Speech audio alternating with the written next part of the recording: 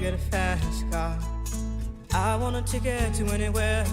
Maybe we make a deal.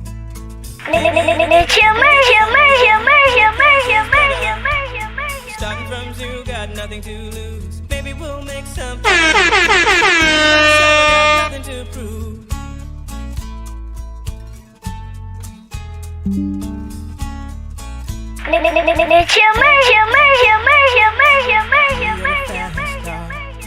I got a plan to get us out of here. Been working. Managed to save just a little bit of money. Won't have to drive too far.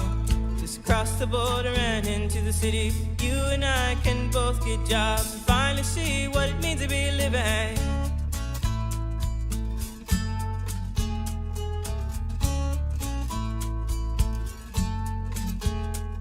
See, my old man's got a.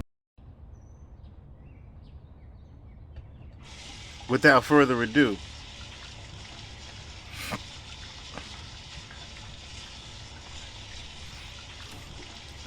shout out to all the first time listeners, last time listeners. Episode 30 motherfucking 2, we are here. We ain't come to play today. I had to get well rested. Had to take me a nap. Get shit right. Yeah, it's one of them real ones. You Had to get gotta shit right. tell your story so they can appreciate your glory. Michael Jordan ain't got more wings than Robert Ory. Everybody's path is different, we all got a story. I never fit into nobody's box or category. When I do me to the fullest, the people can't ignore me. I soak up game from real ones that came before me. I'm not for everybody, and everyone ain't for me. But those who really get to see my heart, they adore me. Using this Had to give pencil my to nigga a scribble proper what's in intro. my mental. Got famous on accident, was just trying to be influential. Unless you serving the devil, I promise I'm not against you. My heaviest competition is reaching my full potential. I had a deal with Cash Money, but I never signed it. Before I got into this game, I knew my assignment. Mission vision, baby, I refuse to be blinded. Never chasing clout, I'm looking for divine alignment. I grinded, scrutinized my skills, made improvements. Now I own apartment complexes, you need a unit? I'm out in Munich, Germany, then in Rotterdam, Amsterdam, Manchester, London, with a lot of fans. Making memories with my brethren. Pray my dead home is singing melodies in heaven. And don't be scared for me, you know who I'm fighting for, it's in my name, yeah. Uno. Underdogs and outcasts. Tell your story so they can appreciate your glory. Michael Jordan ain't got more rings than Robert Ory. Everybody's path is different, we all got a story. I never fit into nobody's box or category. When I do me to the fullest, the people can't ignore me. I soak up game from real ones that came before me. I'm not for everybody, and everyone ain't for me. But those who really get to see my heart, they adore me. My life is like a perfect balance of pleasure and pressure. I'm blessed beyond measure, but the blessings ain't my treasure. A trailblazer, so when they hate, I remain fine. Pull my team through, then tap my wrist, it's Dame time. I'm taking charge and taking charges. I found my chip. To lead the squad, I serve them, that's serving leadership. And life is not an open layup, the lane is congested. I learned to rise above it, I got my floater perfected. Putting up threes, whether long range or and ones. Always been the one to take shots, never wear handguns. They can't check me, so they foul. I'm talking sex and flagrants, and you never know what I'm gonna say in my post-game statements. This my 15th season, it's time to grind out. How many I got left? We gon' find out, cause I don't get tired. Don't need a 30-second timeout. With my albums and mixtapes, this my 30-second timeout. Tell your story so they can appreciate. Shout out to everybody listening once again. First time, last time listeners. That is D1 Music. The homie. We are definitely going to get into that as well. It's D1 versus everyone right now, which it should not be. It should be D1 with everyone. But episode 32, live from the Spot Podcast. I'm your host with the most chill motherfucking Murray. Excuse me. As you could tell, I'm cold. I'm always cold. Always cold. But Once again, shout out to everybody tuning in. Well, not tuning in, but we're gonna just jump right into it. Um, for the first time, I do not have a rest in peace. Thank goodness. Um, that's always a good thing. Uh, we're gonna start with Miss Tracy Chapman, who after I want to say, what was this song from? 1988. 1988, the year I was born. This song was made the year I was born. Okay, and it just won its first Grammy nomination, as well as other it won a CNA award, I think, Country Awards. CMA, excuse me, that's a CMA award recently as well. But let's get right into it. The San Francisco, this comes from SanFranciscoGate.com. San Francisco resident Tracy Chapman wins Song of the Year for song from 1988. Beloved folk singer Tracy Chapman, a longtime San Francisco resident, is back on top with a song she penned decades ago. On Wednesday, Chapman's 1988 classic Fast Car took home Song of the Year at the Country Music Awards, courtesy of a cover by country star Luke Combs. So I guess that's how basically it got renominated, because Luke Combs covered it recently, which is pretty interesting. That's pretty interesting that a cover can get you renominated and re-recognized years later when you weren't recognized. I didn't know songs could be recognized from years ago like that for the Grammy Awards. So kudos to the Grammys for even doing that and honoring Tracy Chapman, a black country music singer at that. It's truly an honor for my song to be newly recognized after 35 years of its debut. Just tells you my age. Wow. It said presenter Sarah Evans on behalf of Chapman. The ballad tells the doomed love story of two young people hoping but failing to escape the constraints of their impoverished hometown. When it debuted, Fast Car powered Chapman from obscurity to superstardom. Now it's back to being one of the most popular songs in the country. Earlier this year, Combs' version reached #1 on the Billboard Country Airplay chart, making Chapman the first black woman to top the chart with a sole writing credit. Combs' version also hit #2 on the Billboard Hot 100, outpacing the original, which topped out at #6. Between the original Combs version and a 2015 cover from Jonas Blues, the song has amassed over 2 billion streams on Spotify.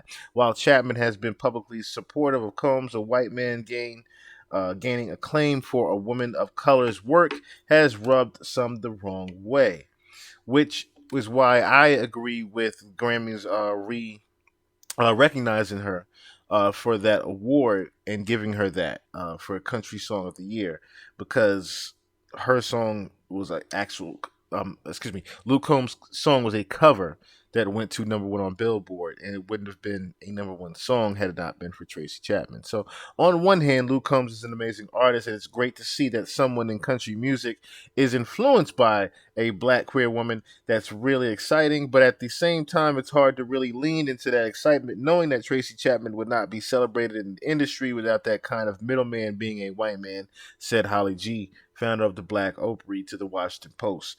Of her adopted hometown of San Francisco, Chapman told SF Gate in 2000, "It's not like anywhere else in the world. Not like anywhere else in the world." So once again, shout out to Tracy Chapman for winning that illustrious award, and the Grammys once again recognizing her, as well as the Country Music Awards. Speaking of the Grammys, I was going to get into the Grammys later on, but why not get into the Grammy list now? Shall we? Why not just get into the Grammy list now? Let's just get into the Grammy list now.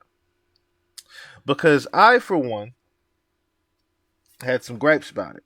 I've had some gripes about it for quite some time on the hip hop side. And I always like seeing the list because I like getting privy to newer artists like John Batiste. I was when he won Album of the Year, I was taken back. I think it was like 2 years ago. I was very taken back by the actual album because it was amazing. It was incredible music put together, incredible lyricism put together.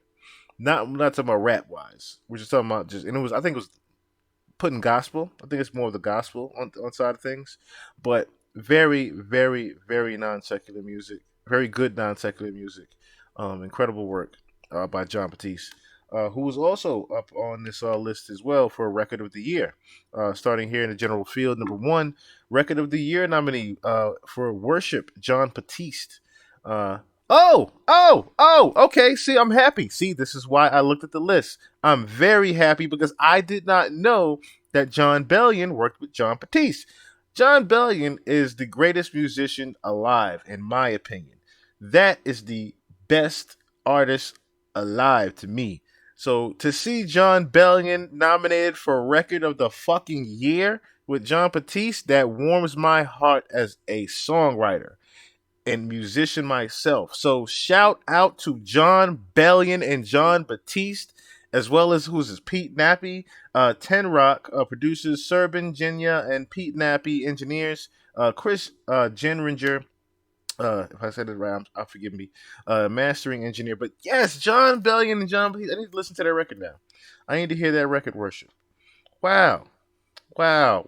John Bellion doing amazing things. If you guys don't know, John Bellion actually executive produced and co-wrote Justin Bieber's last album, amongst other things. So, yeah. So when you were bopping the Peaches and Holy, that was John Bellion. Okay. So amongst other artists that he's helped. Just to name, just to give you some background on John Bellion.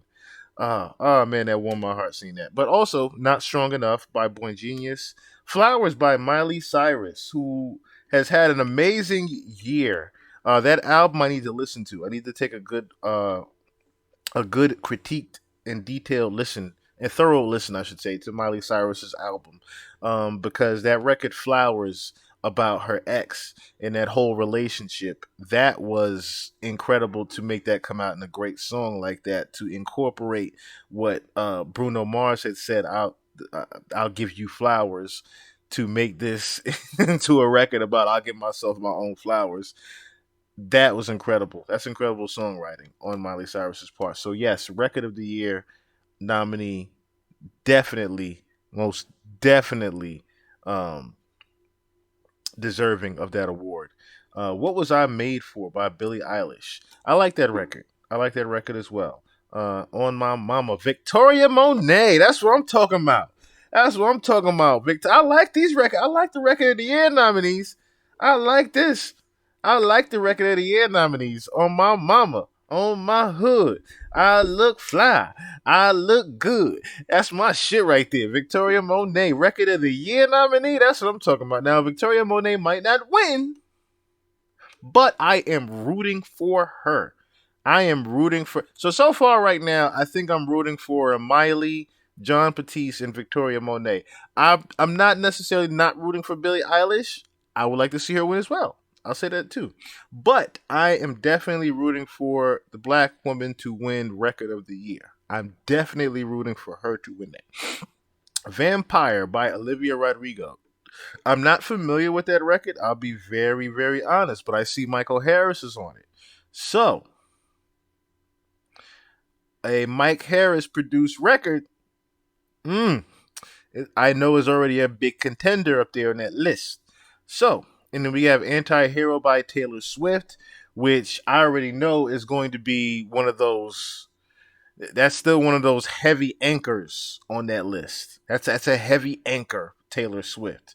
And the year that Taylor Swift has been having, if we're talking about politics-wise, Taylor Swift is probably going to be the one to win this award. If we're talking about politically-wise and the industry-wise and playing that game, I'm going to bet my money on Taylor Swift to win Record of the Year with Anti-Hero, mainly because of the length of time that it's been out, on top of the actual accolades that the record has won. As far as, before Record of the Year, the record was hitting different numbers out of the park as far as how long it was lasting on Billboard, how long it was lasting on this station, and that program, and number one this and number one that. Anti-Hero was fucking everywhere throughout the year. So like I said, business-wise, I bet my money on Taylor Swift. Moving along, last nominee for Record of the Year, rightfully so, deserving again. And I would have been upset if this was... Now, there's a couple of records that should have been on here. I'll say that.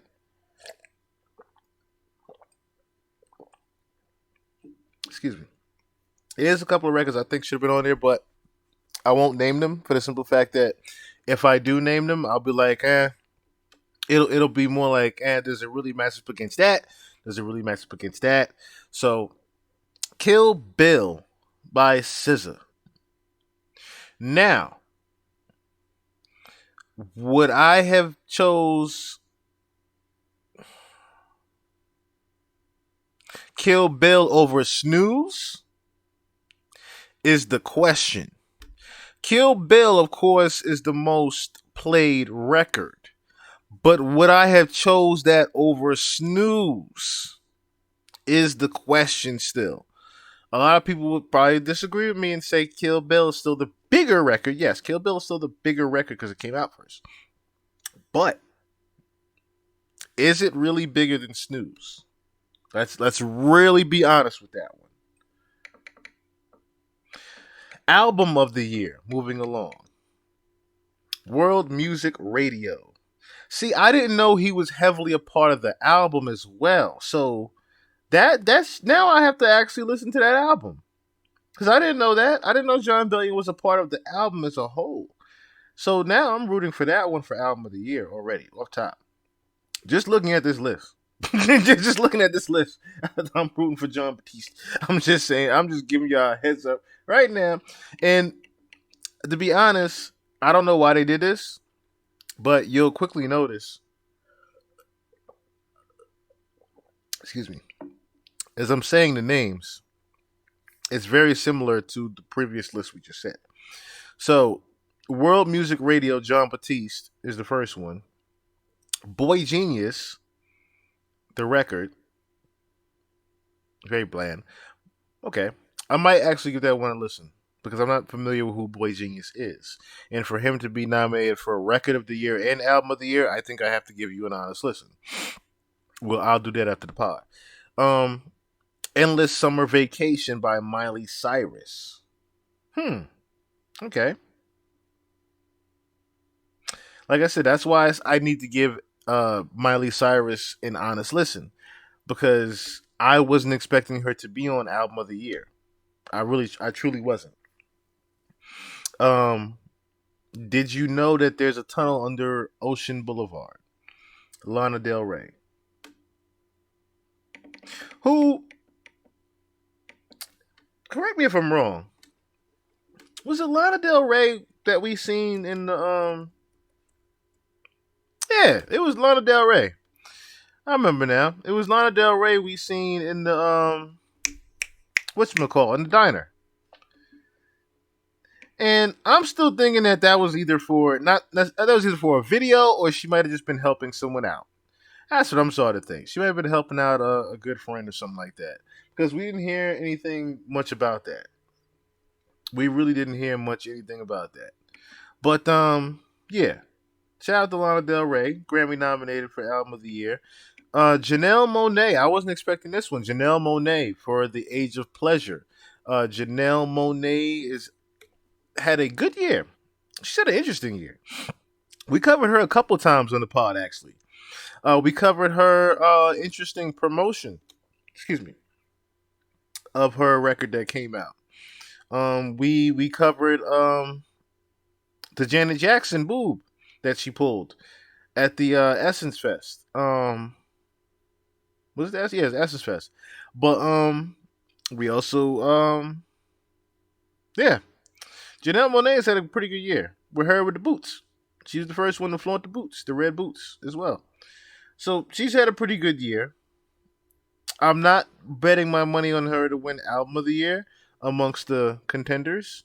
because you have Guts by Olivia Rodrigo on here, but then you also have the two anchors, Midnights by Taylor Swift and SOS by SZA.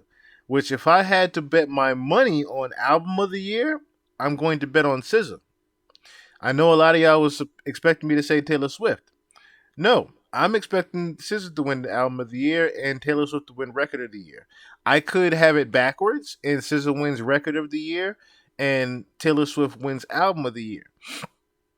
However, I think SZA's album has had such a huge unexpected impact in music, period, that I think that album of the year is going to be given to her because of the amazing songwriting. And then look at the actual credits. If you look at the actual credits compared to all the other artists, SZA has the least amount of people that worked on these records.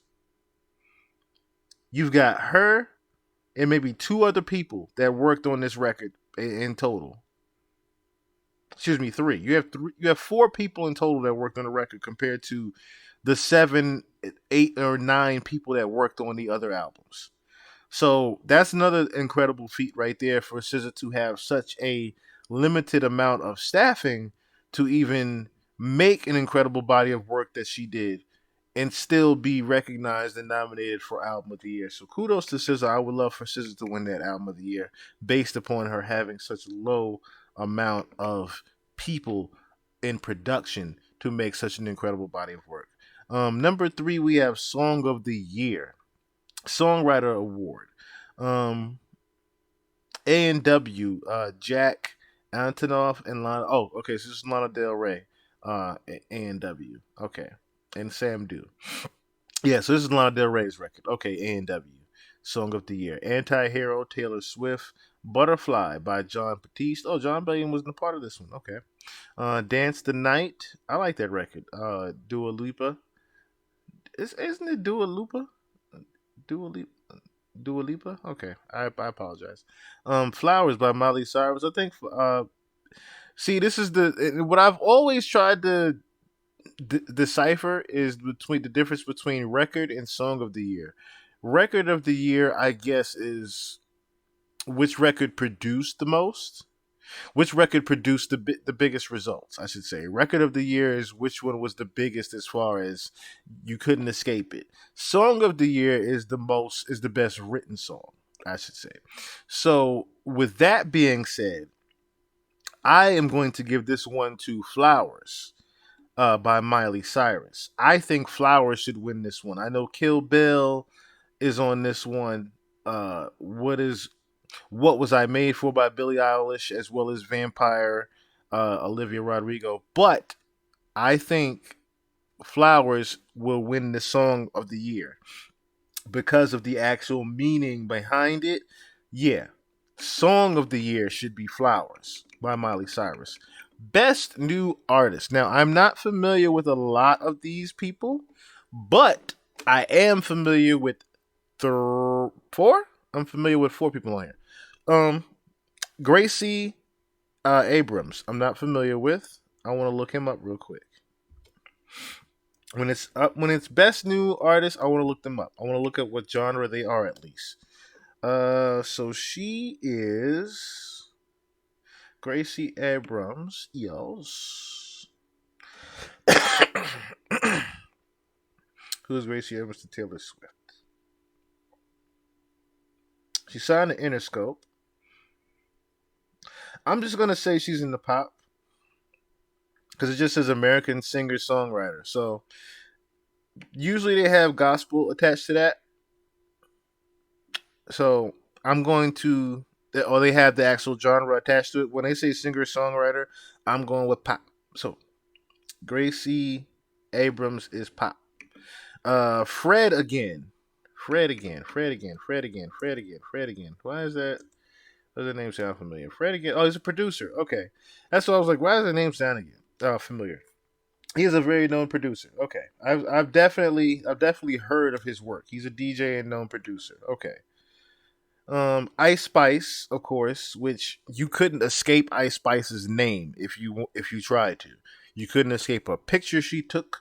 you couldn't escape her just saying that she liked turtles. You couldn't escape anything Ice Spice fucking did this year. And again, who she signed to, Nostalgia, you're definitely going to hear Ice Spice. Okay, the same people that were behind Tekashi 69. You're going to hear Ice Spice whether you like it or not. Okay, Jelly Roll. Shout out to fucking Jelly Roll, country songwriter, Jelly Roll, who Dax actually attended the Country Music Awards with over the I think over the weekend, the past week I should say. But shout out to Jelly Roll also, who's been down for I want to say about a decade and change now, maybe longer. Coco Jones. Coco Jones, I am very happy to see another dark skinned black woman up there for a nominee of the Grammys. Coco Jones, who's had an amazing year with her phenomenal record, which I thought Coco Jones possibly could have.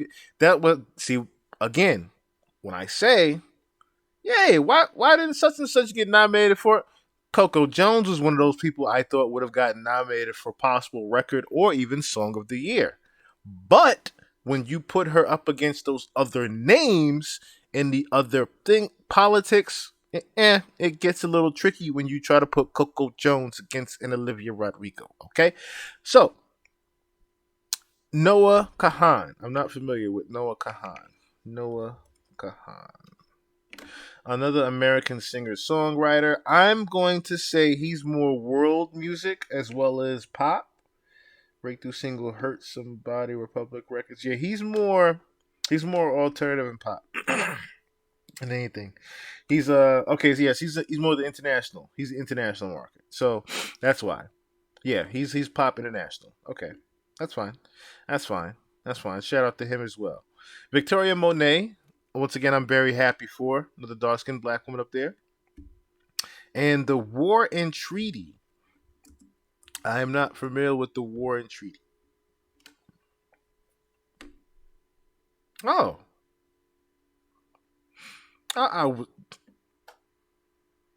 Will you look at that?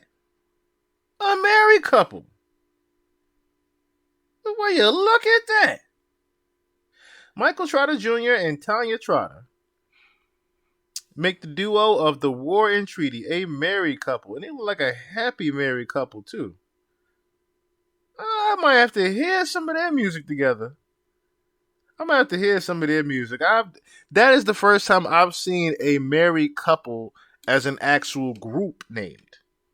Of course, you have the Carters, Jay-Z, and Beyonce, but this is the first time an actual duo has been named Grammy nominated like this. That is incredible.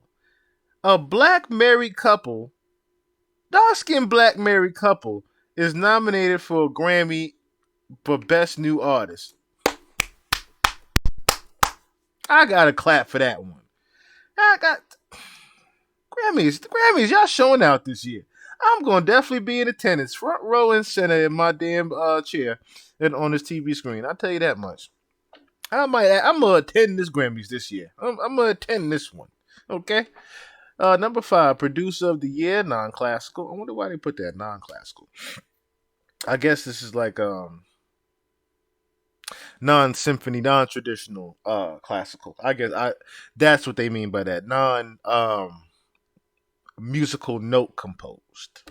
We're talking about digital when we're talking about producer of the year. So, Jack Antonoff for being funny in a foreign language. Did you know that there's a tunnel in the ocean bridge by Lana Del Rey?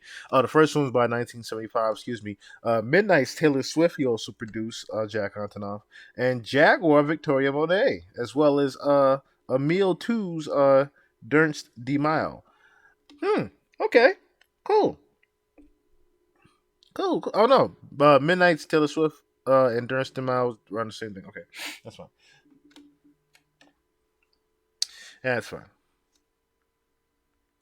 That's fine.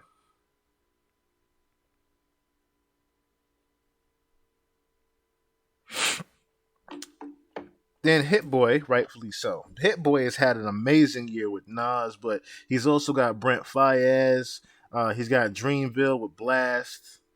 I like I said, Nas, Magic 3, 2, King's Disease 3, Slipping into Darkness with him in Alchemist, and then his own albums as well, Surfer Drowned Volume 1 or 2. And then you have Music Soul Child as well, Victims and Villains he was a part of. So big year for Hit Boy. Huge year for this one, who I think is going to win. Out of everybody, if we're talking about producer of the year, Metro fucking Boomin is going to win, in my opinion. If we're talking about the non-classical producers of the year, Metro Boomin behind Am I Dreaming? That record is huge. Calling, that record is huge. Creeping, and you have More M's with Drake and 21. Oh, You Went with Young Thug and Drake. Then you have Superhero. Superhero was everywhere.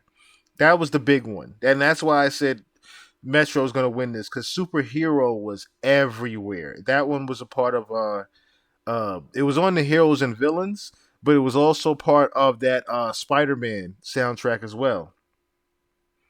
No, excuse me. Calling was part of Spider-Man soundtrack. Superhero was part of Heroes and Villains, his album. Calling is the big one. Excuse me. So forgive me for that one. And then War About Trance, Till Further Notice. But yeah, that Calling record, fucking huge. That was an amazingly written record as well, by Sway Lee.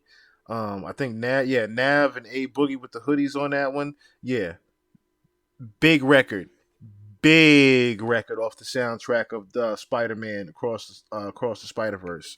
Then you have Daniel Nigro, Casual, Divide. He's more on the pop side. Guts, Olivia Rodrigo, Hot to Go, Chappelle Roan, and Kaleidoscope, Chappelle Roan, Red Wine, Supernova, Chappelle Roan, Welcome to My Island, Caroline Polachek. And then sixth songwriter of the year, non-classical, you have Edgar Barrera. What is this? Cuestión de Tiempo. This is more on the Latin side. Falsa Alamara, Gucci Los Panos, Los La Despe. I'm not going to try to say all these, but that's more on the Latin side. Edgar Barrera, with various artists it says as well, and some of those artists you might not know, like Karol G. You might know, and Bad Bunny. He's part of Bad Bunny's crew as well. Jesse Joe Dillon. He's a part of Brandy Clark's record. Megan Maroney, Jelly Roll, on Halfway to Hell, Katie Hoffman, Old Dominion, Dan Shay. I'm just going to name the artists that they're part of the song. Hardy, Laurie, McKennell, and Cecilia's song and Brandy Clark. And you have Shane McAnally. So you guys might not be familiar with the songwriters of the year, but I'm going to say them anyway. Come Back to Me, Brandy Clark. So Shane McAnally, Brandy Clark, Walker Hayes, Lauren Daigle, Old Dominion, Alex Newell, in the original Broadway cast of Shucked. Excuse me. Neil Horan, Sam Hunt,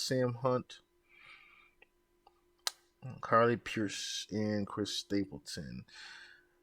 Then you got Theron Thomas. He was a part of Lil Durk and J. Cole's record All My Life. Been Thinking. Tyler. Oh, Tyler got that record out, Water. Okay.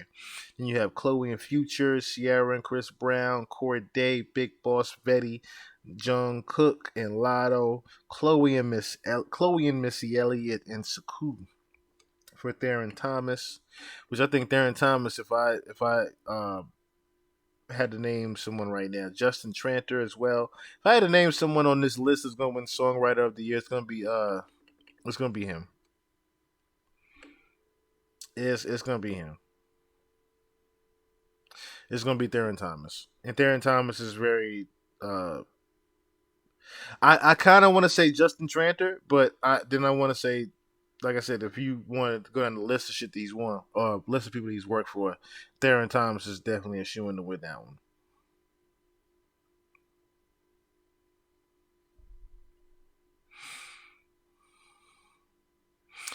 Pop, dance, electronic music, best pop solo performance, got Miley, Doja Cat, Billie Eilish, Olivia Rodrigo, and Taylor Swift.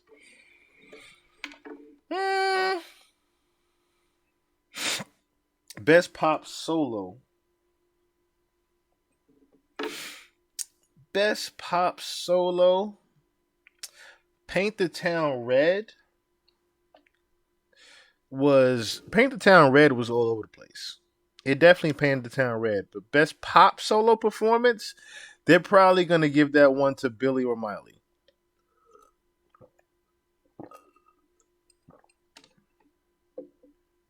If we're talking about dance and electronic, actually no, dance and electronic, Anti-Hero's gonna win this one.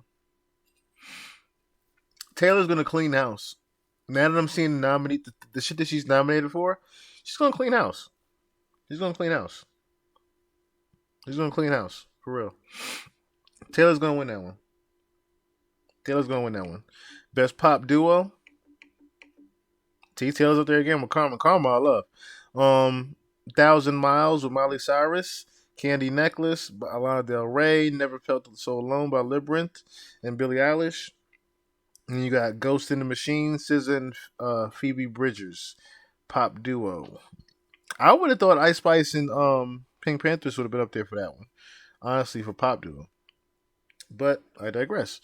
But if I have to have a winner on that one, it's going to be Taylor Swift. Taylor Swift and Ice Spice, because Ice Spice still wins. See how that works? Best pop vocal album. That's kind of a Ed Sheeran has been very quiet, but the Subtract album could be okay. That Minus album could be okay for this one. But again, when you're up against Midnights with Taylor Swift on Best Pop Vocal Album against Miley Cyrus, I don't know if you're going to win this one, Ed Sheeran. Of course, you have Kelly Clarkson and Olivia Rodrigo, but this fight is really between Miley and Taylor. That fight is going to be between Miley and Taylor. I don't know who's going to win that one. Best Dance Electronic Recording. I'm not really familiar with this one. Best Pop Dance Recording. And we're going to skip past rock because I'm not familiar with rock. So we're going to go down to R&B, rap, and spoken word poetry. Best R&B performance, Summer Too Hot by Chris Brown. I would not have submitted that one, Chris Brown. You had far more better performing records to pick that one. You had trying to think, what was the name of that record now? Off his last album. I get it, you're trying to promote the new album, but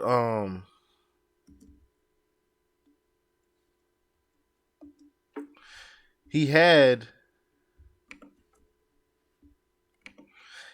joints that performed a lot better. He has joints that performed a lot better. I'm trying to think of the name of the record. As I'm saying, Chris Brown is one of those artists that he's had so many songs out recently that loaded with that you can't even sometimes even think of what the fuck he's had out recently. He's had so many songs out and then just dropped that album 11-11. I'm trying to think of the name of the damn song real quick.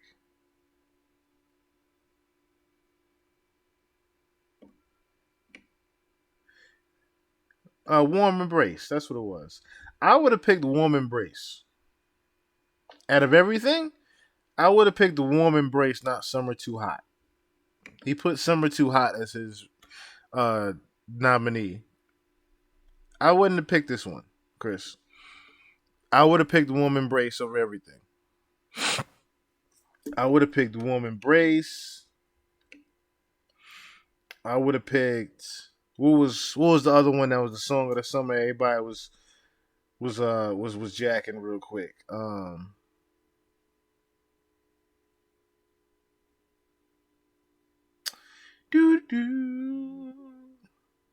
Not Slide.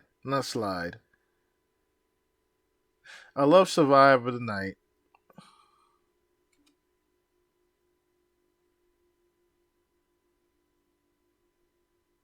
Sleep at Night was my shit. I think it was It was the record where he was like "Make You Cry Like a Baby." I can't remember the actual name of it, but it was a record where he was like "Make You Cry Like a Baby." Yeah, with that record, I would have even picked that one over "Summer Too Hot." But I digress. Under the Influence. That was the name of it. Under the Influence. Back to Love. Robert Glasper. Now, I think y'all just being funny, putting Chris Brown and Robert Glasper on the same list again. Ha ha ha. ICU, Coco Jones, and Victoria Monet, as well as Kill Bill SZA. So, best R&B performance. That one is a tough one for them last three. Because SZA is a part of so many other big awards, I would like to see Coco Jones win this one, as well as Victoria Monet is a part of other big awards. I would like to see Coco Jones at least come out with the best R&B performance for ICU, because that is an amazing record that she performs it. If we're talking about R&B performance and we're talking about spoken word poetry, if we're talking about that, when she does that and them lungs get to working on any stage, Coco shuts it down. Okay? Coco shuts it down. She shuts it down. All right? Best traditional R&B performance. Lucky. I'm not sure who Lucky is. I thought that would have been Lucky Day, but no. Simple, Babyface and Coco Jones. Lucky, Kenyon Dixon. Hollywood, Victoria Monet. Good Morning, PJ Morton. Love Language, SZA. I'm going to go with SZA on that one. I'm going to go with SZA because I'm not familiar with the other records. Best R&B song. Angel by Haley Bailey. Darren Fee Master. Coleridge Tillman, and Back to Love, Daryl Andrew Fadas, Robert Glasper, and Alexandria Isley, songwriters. Robert Glasper is Sir. Oh, Sir is on that one, Alex Isley. Sir is on a record with Alex Isley. Go, Sir. ICU, Coco Jones, of course. On My Mama, Victoria Monet. And Snooze with SZA. See, this is what I'm talking about. See, if Snooze is up there in the nominees besides Kill Bill, Snooze is going to hurt some people. Snooze is going to hurt someone. Snooze, for best R&B song, out of this, as much as I want to see Coco Jones and Victoria win this one, Snooze is going to hurt. Snooze is one of them bow. Okay? It's just one of those. Progressive R&B album. I wouldn't have thought Black would be in progressive R&B, but I get it. Since I Have a Lover. Then you have the Love album Off the Grid by Diddy. Nova, Terrace Martin, and James Fauntleroy. I need to hear that one too. Terrace Martin and James Fauntleroy. I heard that record was phenomenal, that album. The Age of Pleasure, Janelle Monáe and SOS SZA. That's going to be between Terrace Martin and Diddy. I'll be honest with you. That's going to be between Terrace Martin and Diddy. Because James Fauntleroy don't play. That boy don't play. That boy, that's a bad man. That's a bad man right there. Multiple Grammys, James Fauntleroy. That's a bad man right there. Girls Night Out by Babyface. Oh, excuse me. Best R&B album. Girls Night Out by Babyface. Shout out to Babyface. This long in the game, 30 plus years in the game, being nominated for a Grammy album still. Girls Night Out by Babyface. What Didn't I Tell You, Coco Jones. Special Occasion, Emily King. Jaguar 2, Victoria Monet. Clear 2, Soft Life EP by Summer Walker, which I did not know was even out. I'll be honest with you, and that's not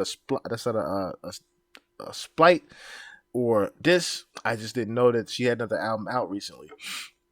So I'm going to give that one to Coco Jones or Victoria Monet. And if I had to really guess, Victoria Monet Jaguar 2 wins that one. Because Jaguar 2 was a fucking incredible R&B album. Best rap performance. The Hillbillies, Baby Keem and Kendrick Lamar. Love Letter, Black Thought, Rich Flex, Drake and 21 Savage, Scientists and Engineers, Killer Mike, Andre 3000, Future, Aaron Ellen Kane, and Players Coil Ray. I am going to give that one to Killer Mike. If y'all have never heard Scientists and Engineers, I implore you to go listen to it. Incredible lyricism on that record. It's one of those records that feels so special you don't want to hear it multiple times like that.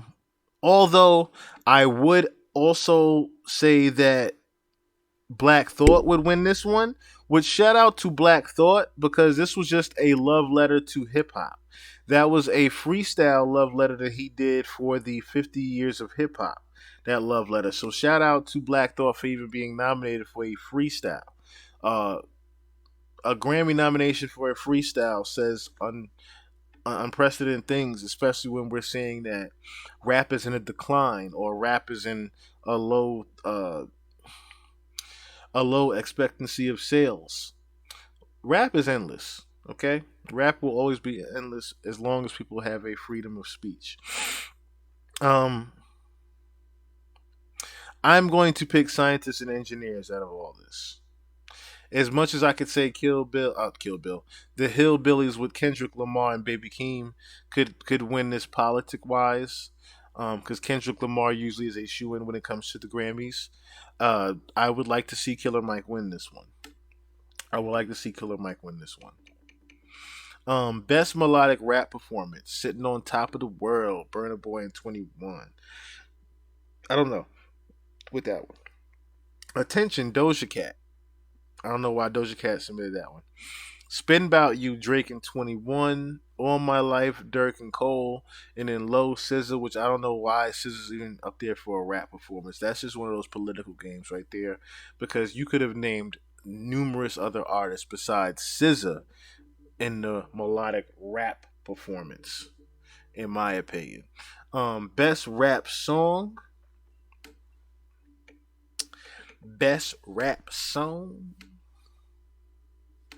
Attention by Doja Cat again. Barbie World, Nicki Minaj and Ice Spice. Get back in the mic. Just Wanna Rock, Lil Uzi Vert. Rich Flex, Drake and 21, and Scientists and Engineers. Y'all could have switched this one up a little bit from the last one. Again, Scientists and Engineers is who I want to see win on this one, but with Barbie World in the political game, I see Barbie World possibly squeezing this one out, or even Drake squeezing this one out. I don't know about Just Wanna Rock with Uzi winning Best Rap Song over Killer Mike. Best Rap Album, Her Loss. Okay, this is the one I was waiting on. And then we're going to get to some other shit. Best Rap Album, Drake and 21 Savage, Her Loss. Which, this is the biggest gripe that I had on this entire list. Because for Drake to have... How can I say this? For Drake to have had such a interesting promotion with the last album, right? For him to have such an interesting promotion with the last album and it supposedly hitting certain numbers, chart topping, Apple Music, this, that, the third. For him to not submit the last album and submit Her Loss is very telling to me. Why you say that? Oh, Her Loss had the more, it's the, not the less recent, but it was, you know what I mean, for Grammys. Why would Chris Brown submit Summer Too Hot? And the shit dropped damn near at the end of the summer in September, I think. It's the same question you ask yourself. Same question. Why did Drake submit that? Was it not eligible? That's another question. Was it not eligible for a Grammy? Michael, Killer Mike. I want Michael to win this one. I want Michael to win this one. I say that because Killer Mike's the amount of independent independent investment that he put into this. I would like to see the biggest recoup of investment in revenue to be this award of best rap album of the year. And saying that is a lot because Killer Mike is a very underrated lyricist as a whole.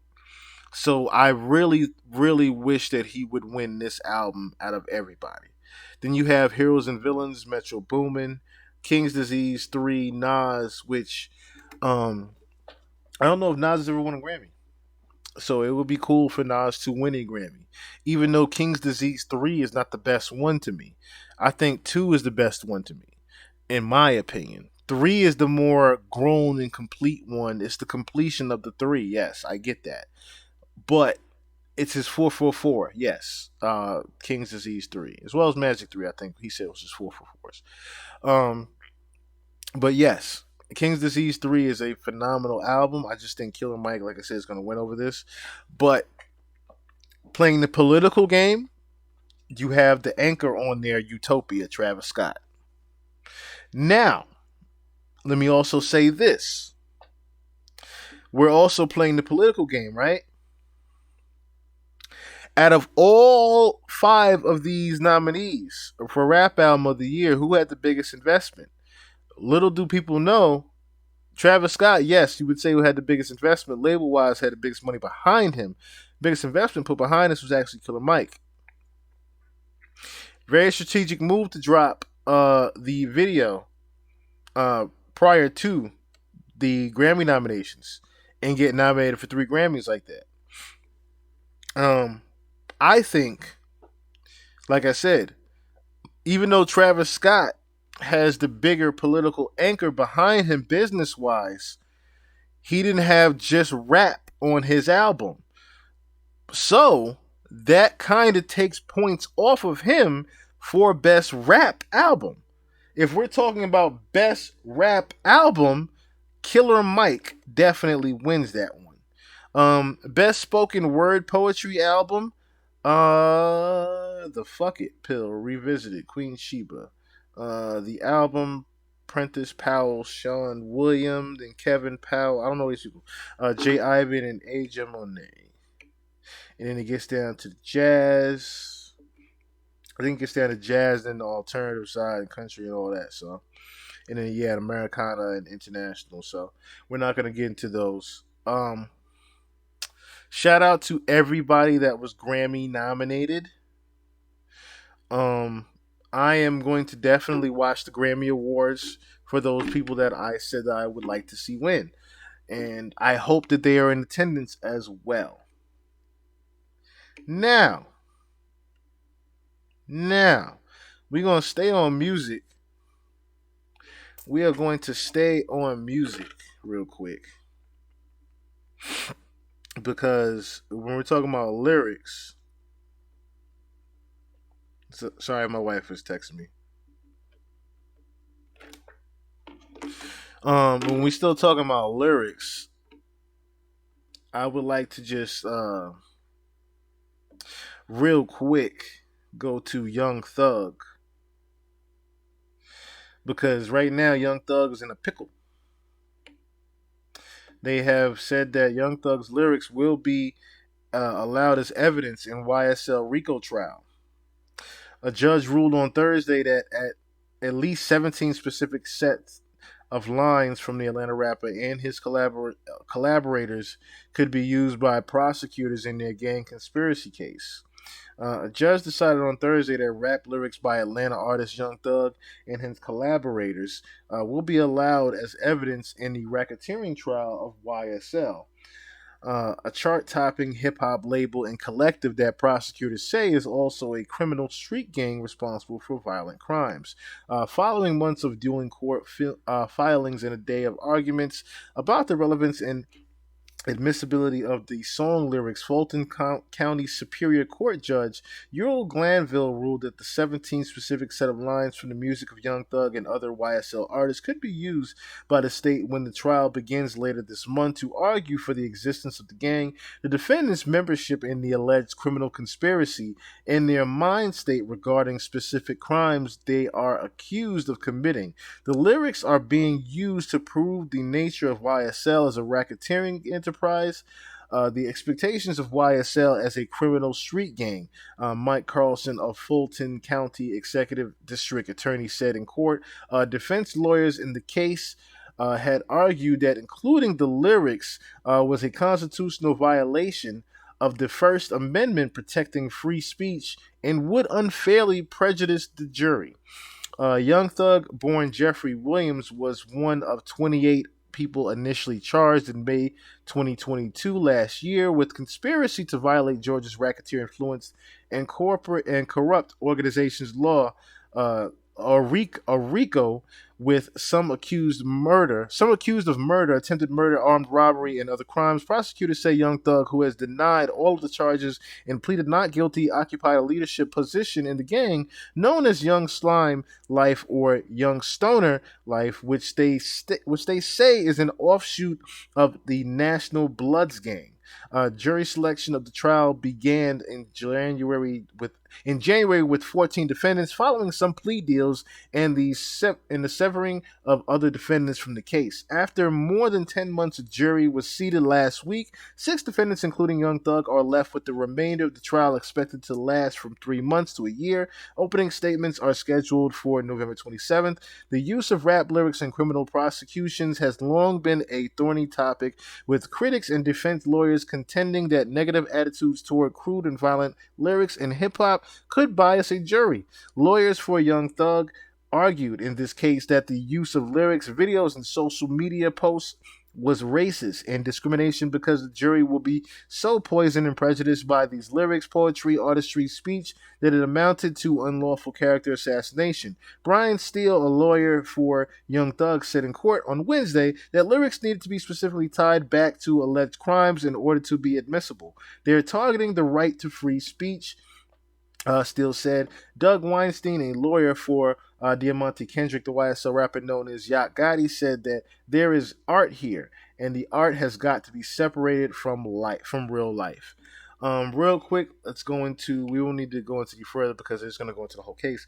I just want to go into the full ruling from the judge. Good morning, all.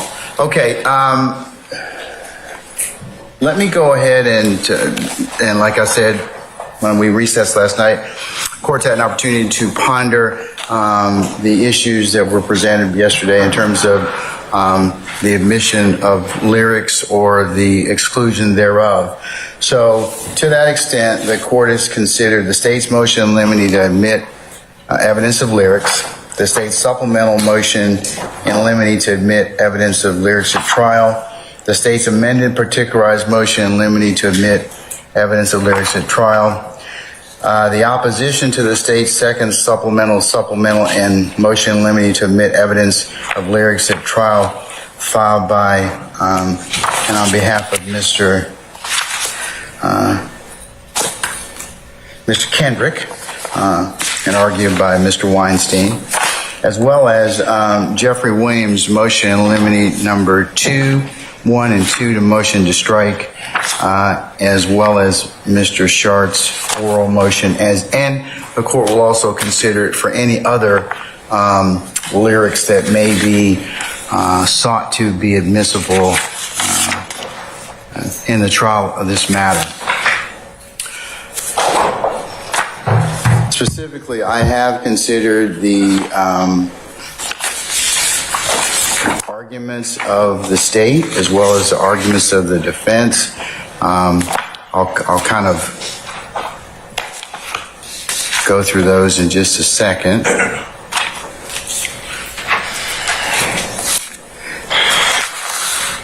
The state has argued that this particular gang lyrics or evidence is admissible for several reasons. One, to show actus reus or mens rea or other offenses under 16-14-4, 16-15-4, or 24-8-801D2 Alpha, 28-8-801D2 Bravo, 24-8-801D2 Echo, and 24-8-804 B3, specifically, as well as 16-15-3, 16-15-9, for those particular relevant purposes. The court is well aware that there are several gatekeeping functions that the court must perform in determining logical relevance under 401, presumptive admissibility under 402, and legal relevance under 403. The defense has argued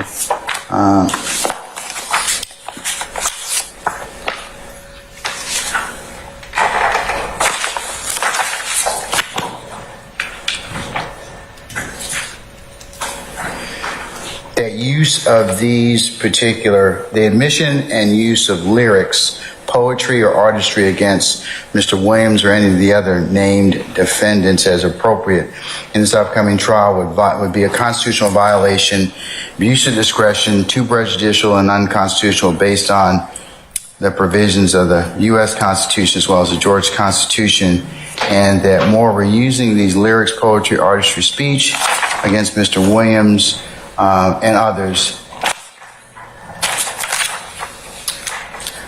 would be racist and discriminatory because the jury would be poisoned, prejudiced by these lyrics, poetry, artistry, speech that is the same as unlawful character assassination. The defense has asked me to exclude these particular lyrics, poetry, words, speech, artistry from the indictment and exclusion from testimony and evidence pursuant to 24-4-401, 24-4-402, 25-4-403, and 24-4-404A, as well as the constitutional provisions as set forth in the Georgia and U.S. Constitutions. Mr. Williams, as well as others, have asked this court to further suppress any video, photographs, posts, or images that deal with these particular lyrics, words, speech, poetry, artistry, to be excluded from trial as well in total, and that these videos are protected speech as articulated by the same aforementioned provisions of the Georgia as well as U.S. Constitution.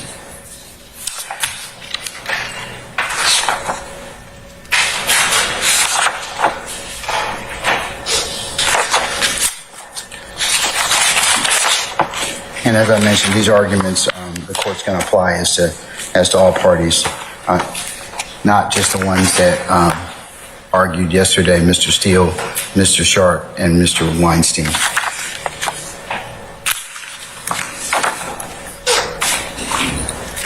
The court also, in considering this particular ruling, considered under the provisions of 24-1-104, which is the conditional admissibility or screening determination that this court may make.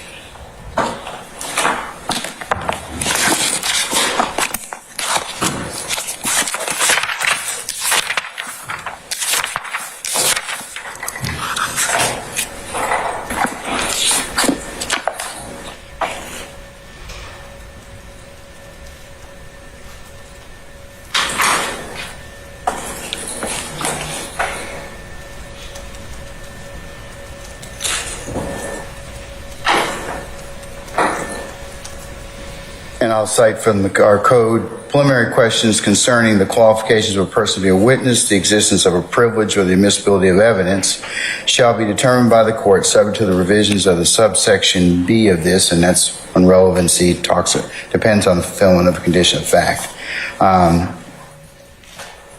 Court shall admit it upon or subject to the introduction of evidence sufficient to support a finding fulfillment of the condition. So if I I have to look at A before I can get to B, but it also mentions that subject to the revisions of subsection B of this code section, in making this determination, the court shall not be bound by the rules of evidence, except those as respect to privileges. Preliminary questions shall be resolved by preponderance of the evidence standard. And then B covers the relevancy of a conditional fact so in this particular circumstance, the court's just making a preliminary admissibility determination. Of course, anything that the court may rule upon at this point in time will be subject to a complete foundation being met and may be subject to other additional objections. But the court has considered, in terms of 104, states 1 through 20, as well as defendants 1 through 4. Mr. Weinstein, thank you. We got the PowerPoint you presented yesterday. We also have D2, D3, which is, I believe, the drive, and D4, presented by Mr. Steele, and D4, which was the chart that Mr. Steele circulated for the courts and parties' consideration. So I've considered that universe of conditionally admissible evidence for my consideration on the ruling, on this particular ruling. The court has also further considered in making this ruling the commonality of specific lyrics as they relate to the issues of mens rea and actus reus. Also, the court has also considered that, depending upon the proof presented in this case, and that YSL, its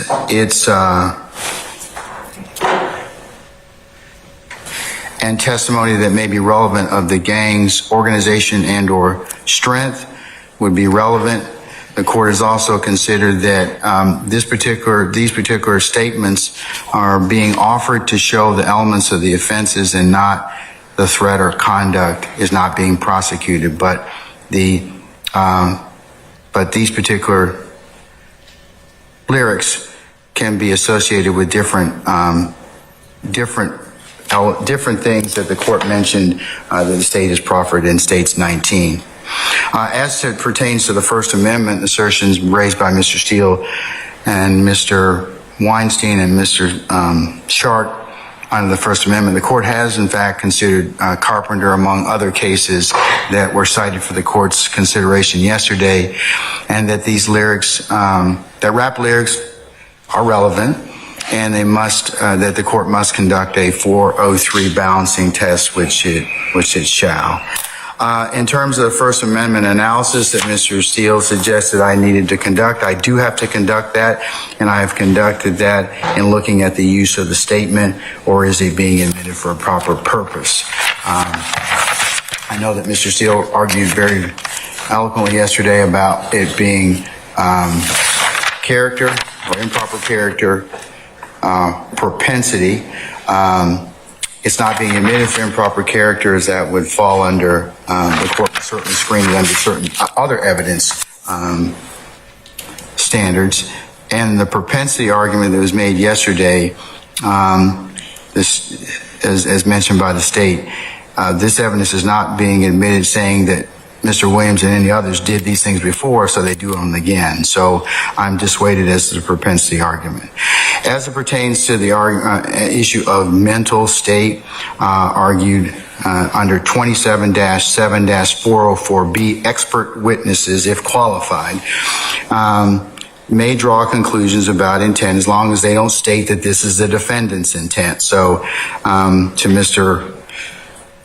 Matthews, and your continued argument about that, and Mr. Steele as well, as long as those experts do not cross that particular line, those particular things would be relevant.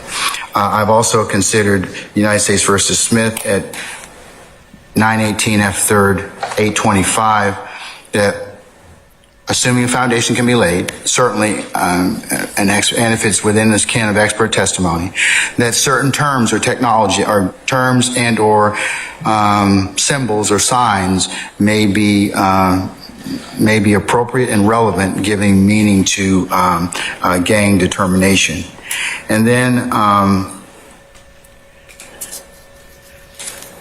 so for those particular reasons set forth therein, the court is going to admit for the limited purpose thus far, the state's request to apply the evidence statute as written. I'm going to conditionally admit particularized lyrics, and those lyrics are found within States 18. There's 17 sets of lyrics. They're from pages 41 through 49 of States 18. 41 through 49 of States 18, submitted for the court's consideration yesterday. Those specific statements, the court will admit. I'll conditionally admit those pending lyrics, depending upon or subject to a foundation that is properly laid by the state or the proponent that seeks to admit that evidence. And to that extent, I have also considered the Taylor, White, Torres, and the Commonwealth versus Knox cases, and I find this to be that the conditional admission of these particular lyrics are proper.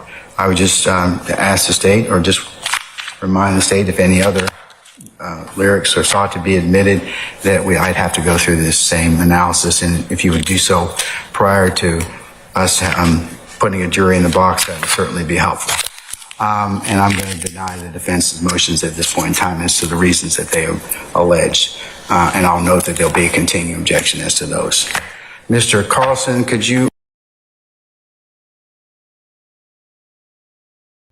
So as y'all heard, they're not playing with Young Thug out here. They are not playing with Young Thug, and a lot of people already look to the notion that they are looking to bury him. This case has really looked to set an example on Young Thug for the state of Atlanta, not just Fulton County, Georgia. This is for the representation of the state of Atlanta to prosecute him. So thoughts and prayers to the family of Young Thug for going through this right now. And yeah, it's a sad day when the lyrics are actually going to be allowed to be used in court. But it's not that lyrics are going to be allowed to be used in court moving forward for other cases. It's just going to be used in this particular case because of the actual allegations that are tied to the actual lyrics. There are a lot of lyrics that actually tie into the allegations of the actual murders that Young Thug is accused of. And there are certain songs, after months and months of scrubbing, they have found proper use of the lyrics to actually use to prosecute him.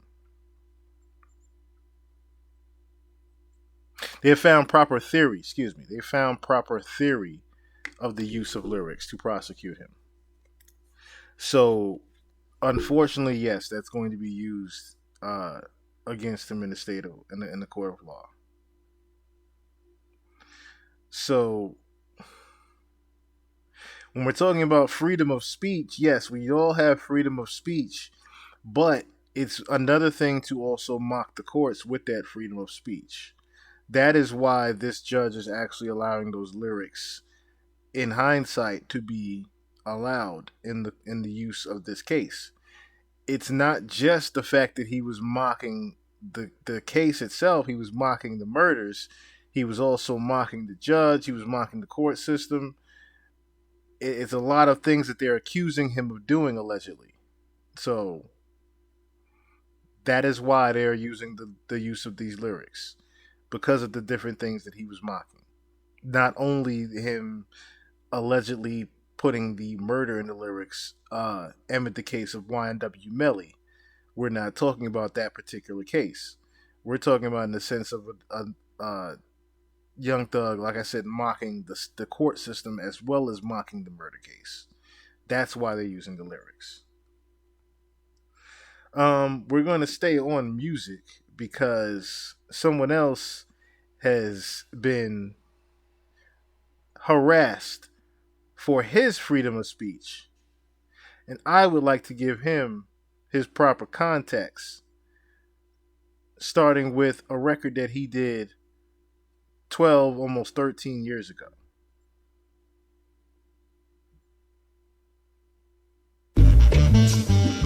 Yeah. So picture I had this dream, right? That I walked into this office building and a receptionist came downstairs and said, D1, your party is ready upstairs. So I hop off the elevator and I see Jay-Z, 50 Cent, and Lil Wayne sitting at a round table. I hope they hear me! Look. What up, Jay? What up, Fifth? What up, Weezy? I'm D. I appreciate y'all for having this conversation with me. I know that I'm the brokest person in the room, yo. But money don't matter here because I'm rich with ideas. Oh, first off, I grew up listening to all of y'all. From the block is how to get rich to Blueprint, I bought it all. I paid 20 for the block is how that Peaches Wayne. And hope I bought volume 2 because I love money ain't a thing. Fifth, you had it locked in high school. You the reason I stopped buying Ja Rule. But I graduated from that train of thought, so that's why I'm here today. Not to fuss, but to talk. Here we go, love 50. You a marketing genius and you stupid rich. Let's come up with a scheme and get a game of super fix. I seen you slaughter the careers of other men, but they were all brother men, so that's just another win for the other team. Entertainment is what it seems, but black on black hatred is the underlying theme. Paid, powerful, and popular, you got it all. Use that to fight the real enemy and make them fall. Other rappers might not understand, but so what? The game probably got them bending over doing a toe touch. It's raping them. So Fifth, I know you got a heart, homie, I don't doubt you. But trust the movement, gon' move on with or without you. Lil Weezy, flow off the easy, but we don't feel your presence down in that Big Easy. Shouting out New Orleans at the Grammys, that's cool. But how about donating some cash money to help the schools? Wealth is cool, but not if you a selfish dude. Get at him, D. Nah, let's help this dude. Every statement that I yell is true, so take heed to it, Weezy. This ain't coming from no jealous dude. I know you're smart, son, you went to McMain. Now everything you say and do got kids trying to be Wayne. Friend or foe, it all depend on how you manage your talents. So what you gon' do? Step up or step down from the challenge? Ho, Young Hove, Jigga, H to the Izzo. It's truly an honor for me to meet you, my nizzo. It's impossible to belittle your impact on the game. You got the hottest chick in the world wearing your wedding ring. That's right. You know most of these little rappers is whack. They spitting poison, they hurting the culture, they holding us back. But I'm trying to see how you feel, cause when you speak, people listen. Do you agree with me, disagree, or you feeling different? With all that truth and soul, now you can't afford to be lyrically Talib Kweli. But truthfully, you ain't gotta rhyme like common sense. Just be down for the cause and don't ride the fence, you heard? Hey man, hold up, but while I got y'all here right fast, let me look through my notebook. To see, I was writing a rap about this same topic. I just ain't know y'all was gonna show up to the meeting today, you know. I know y'all busy. Hold up, Wayne. But you know, let me just, cause I'm still unsigned, so let me at least rap this for y'all. Hey, but my stuff on iTunes though. Alright. D1. Was that raw that ensued in there? Right in your life. D1. Did you join the Illuminati? Did you get signed? Remember Young Money? Picture this, we got the blind leading the blind man. How stupid can we get? I just couldn't let it slide this time. Besides, my people need this, and I ain't on a major label, so they can't delete this. Let's go in. Now every rapper needs to lose their deals and earn them back. Most of them then let the industry take them and turn them whack. I be spitting from the soul so they feel you, boy. I want your ear and your heart like a million. Boy, stop snitching. That's the dumbest thing I ever heard of. That's why nobody spoke up when my dog got murdered. Everybody trying to stay true to the rules. Forget the rules if the rules was devised by fools. Most rappers is puppets, that can't be avoided. Being used for their stupidity, then getting exploited by a man with a different color good skin. But homie, we grown men, so that's why I blame us and them. Let's go. Me and you with David, the industry's Goliath. I'm here to fight it, and all that trash, I don't buy it. When I was lost, I used to look up to these cats. Now I pray for these cats. How you love that? A young, dumb, desperate, money-hungry rapper. First a label sees him, then they go in for the capture. Precisely what they're after, another pawn. Talking about the people you kill. Pop, pop, pop, pop. Hold on. They also like it when you talk about your drugs. How much you sell them for? 18.5? Oh, that's what's up. I'm trying not to point, but I hope you get the point. These cats ain't running the game right. I'ma get the point. Fight him, battle him. The media stay instigating. To us it's real beef, to them it's instant ratings. Then when somebody gets shot, it's such a problem. That same media is now saying we should stop the violence. Ancestors of ours are screaming from the grave, cause physically we free, but we still some mental slaves. Ancestors of ours are screaming from the grave, cause physically we free, but we still some mental slaves. So what y'all think?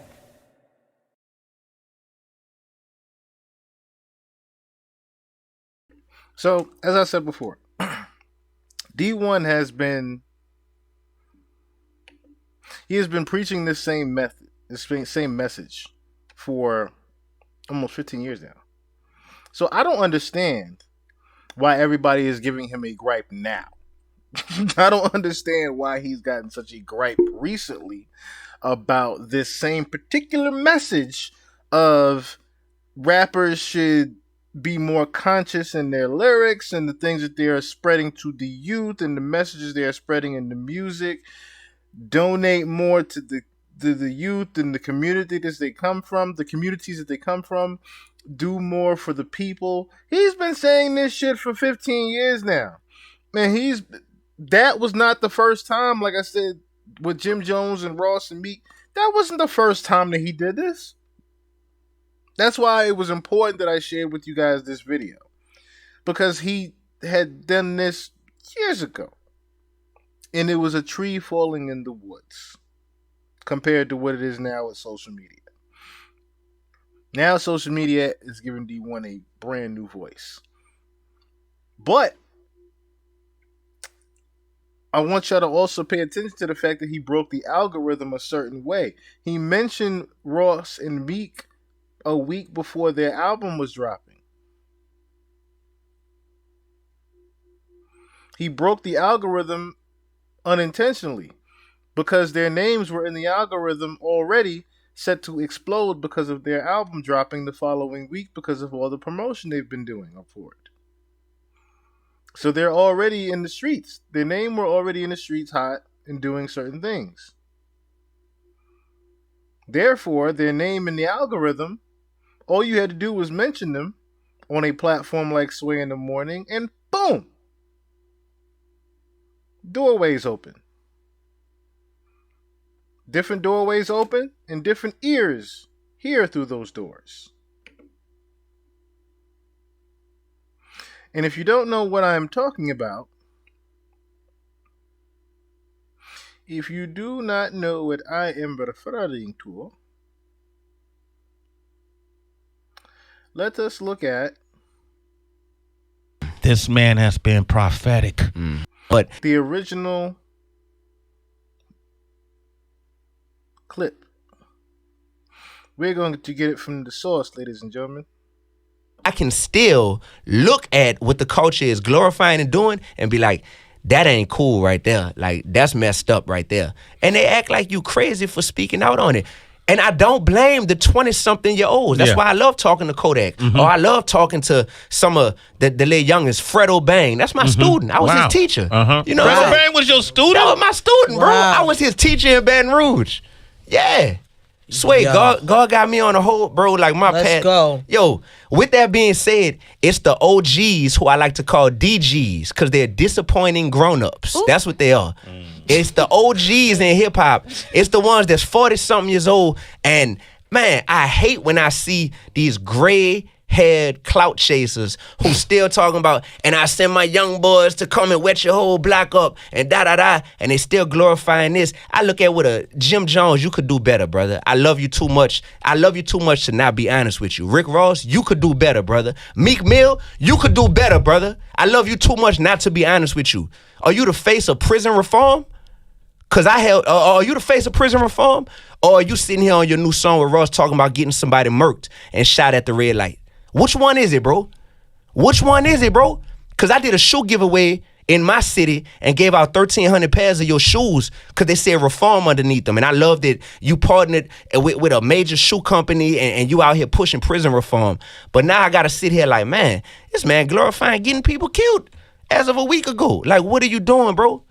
Lil Snoop really got killed. That broke your heart. You wear him around your neck.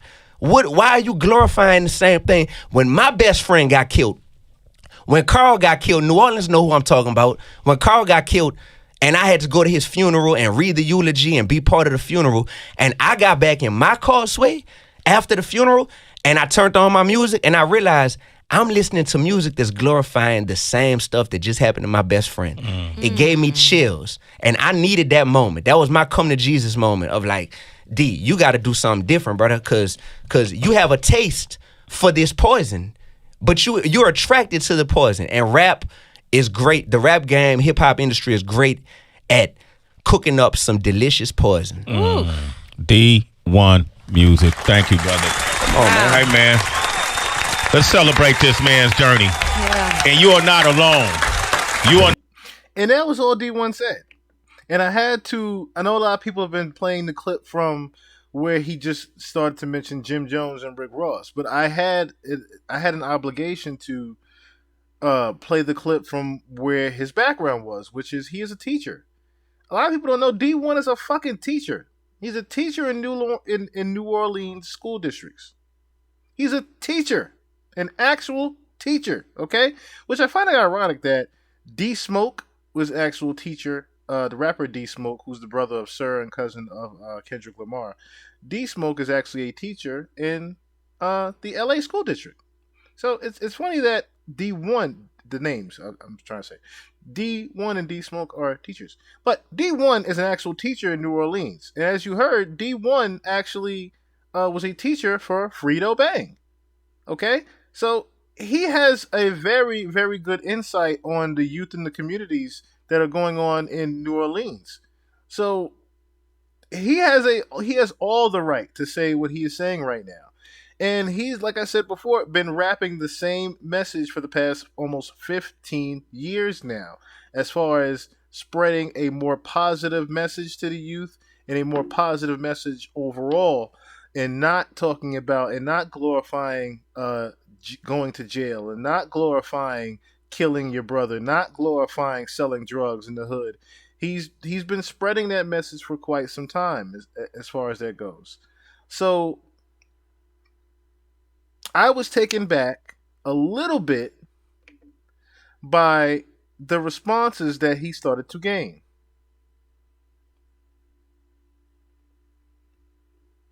Jim Jones, you could do better, brother. I love you too much. I love you too much to not be honest with you. Rick Ross, you could do better, brother. Meek Mill, you could do better, brother. I love you too much not to be honest with you. Are you the face of prison reform, brother? And does that have talked about lyrics? I don't care about none of that. Okay. In real life, I do a lot for the people. Now let's line up to the statistics. You talking or you doing? Jim Jones was, needless to say, furious when he heard about the D1 interview. And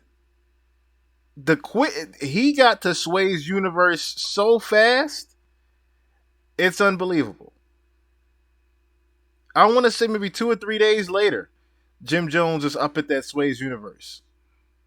I don't know if he was looking for D1 with how fast he did it, or he was actually promoting the Bird Gang album. Because him promoting the Bird Gang album, I don't know if it needed to result in him spinning the block up the Sway's universe so quickly, the way he did. But this sounds like Jim Jones was actually furious at what D1 was saying. You heard? You talk a good one. What have you done? Yeah. You dig? Yeah. You know how many people I watch get killed that I grew up as my friends and things like that? I don't get scared straight. I stand up stronger and fight for my people and do for my people every single day. Miss me with the rhetoric about what I do in my music. I get money off my music. Don't tell me how to make my dollars. But what I do for the people, from my heart, can't nobody tell me about at all. And I've been doing it since I got in this game, even before I got in this game. When I was buying my dudes, my close ones, Long John shirts and Scully hats because we didn't have no money on Christmas. Now, in other ways that Jim Jones has actually helped the youth, and not just the youth, the community, his fitness program that he has right now. He has a whole separate Instagram account right now dedicated to just fitness and health, and good health, and you know, staying good at a older age.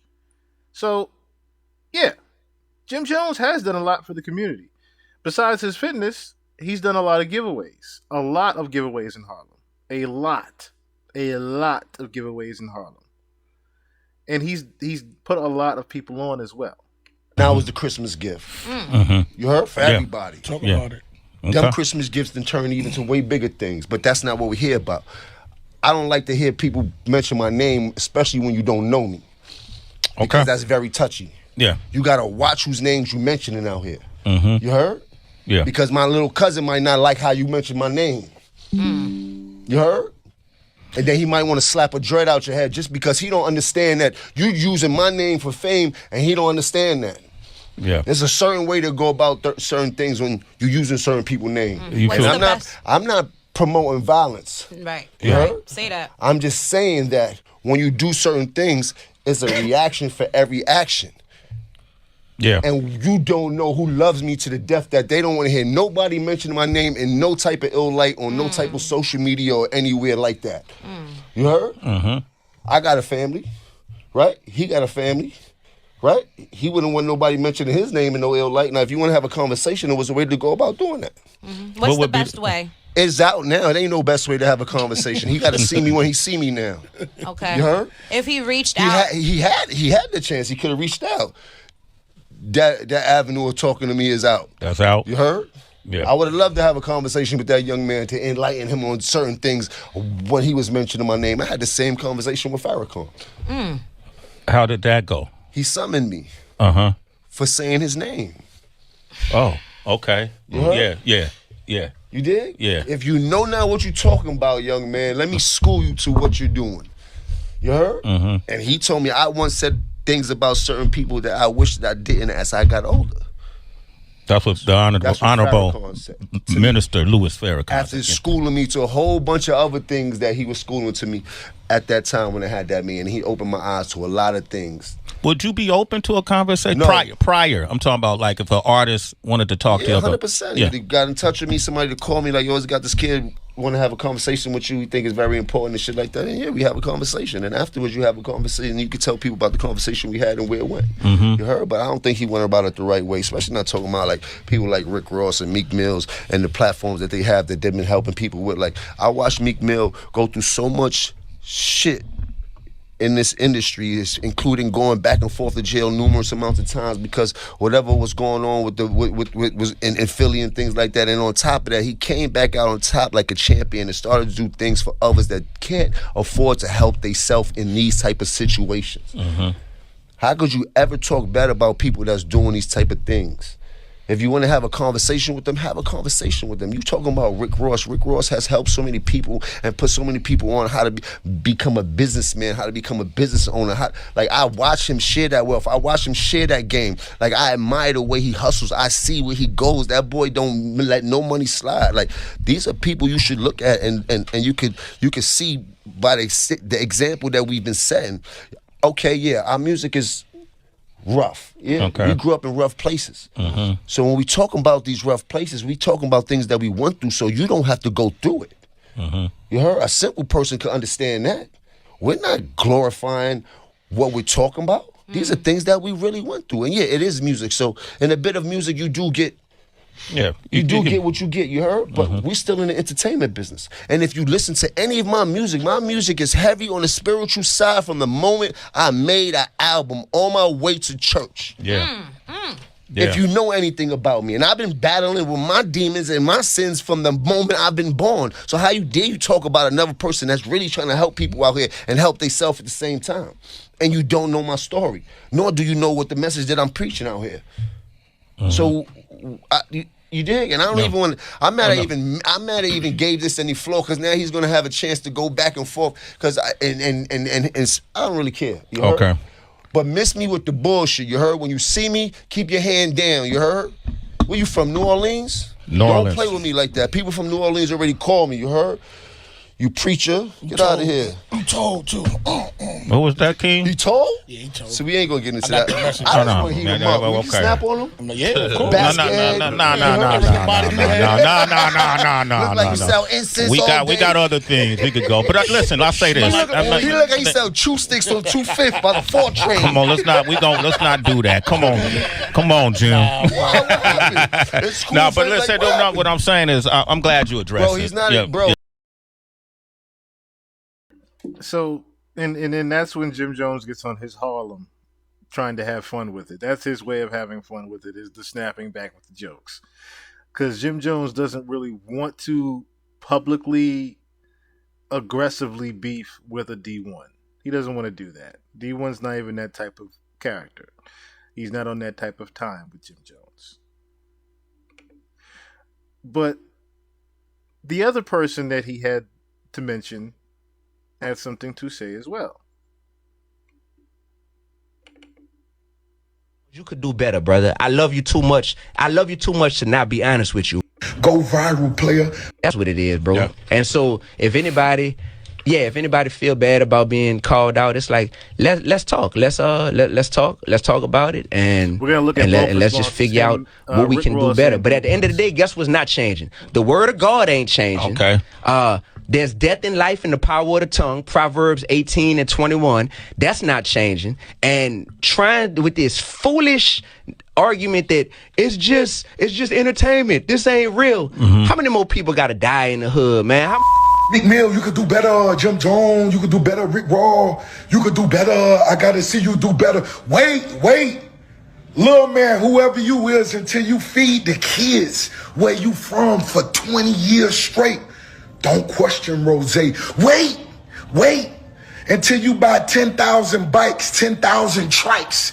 Give all the young girls who pregnant Pampers for Christmas for 20 years straight. Don't question boss. You heard me, little man? Get that basket off your head so you could think clear, little man. You going viral for speaking on things, not because of your talent, not because of your gift. Go viral, player, off of your wisdom that you're sharing. You speaking on this, yeah, Meek Mill, you said, well, you know what I mean? He died this summer, they released Self-Destruction. It's dying right now. It's going to be don't make it to see in the morning. Get that basket off your head, boy, and come together with real around the world. So when your grandma need a kidney, nigga, since you want to go viral, I'm going to show you how to go viral, little man, but go viral feeding them kids in your hood. Go viral giving them bikes away. Go viral Christmas time. Now, don't be saying, Jim Jones just gave away goddamn 6 figures worth of clothes in his hood, and you who talking? Looking vegan, knowing you eat more goddamn Piggly Wiggly bacon than any other out here. Shut up. You hear me? If you notice, it's deflection at its finest. I'm talking lyrical content, and you talking turkeys. You're talking about turkeys, bro. You're talking about giving away turkeys. You hear me? Then I know and understand that he's unaware of who he's speaking to. And that's okay. Not everybody is obligated to know who D1 is. But trust and believe, very many people do know who D1 is. And they know the work that D1 been doing for the past 15 years. And they know the business D1 been standing on since day one. And all the work in the communities, and all the work in the schools, and all the work in the churches, and all the work in the prisons. You hear me? They know that. So, of course he's offended What up, Mikado? What up, cuz? I see you on here. All that bravado that's coming from a place of, ooh, I'm hurt right now. That's what that's coming from. Yeah. Ross, I don't have to make no jokes about you because I love you, brother. I don't have to make no jokes about you, man. I'm going to let everybody else make the jokes. The internet do that all day. And you know what jokes they make about you. So I ain't got to do that. I truly love you. And I know that you have a big platform. But I hope you see this. I hope, who been posting this stuff? Hip Hop, Wolf, and all that. I hope that they take this. But don't worry, I'm still going to do a formal video replying. You know what I'm saying? This is just me talking right now to see if he want to jump on live. Let's see. They say Rick Ross is one of my favorite rappers, but he was definitely hurt. That's coming from your fans. You hear me, Ross? That's coming from your fans, bro. They saying you was hurt, bro. They saying you was offended. You was hurt.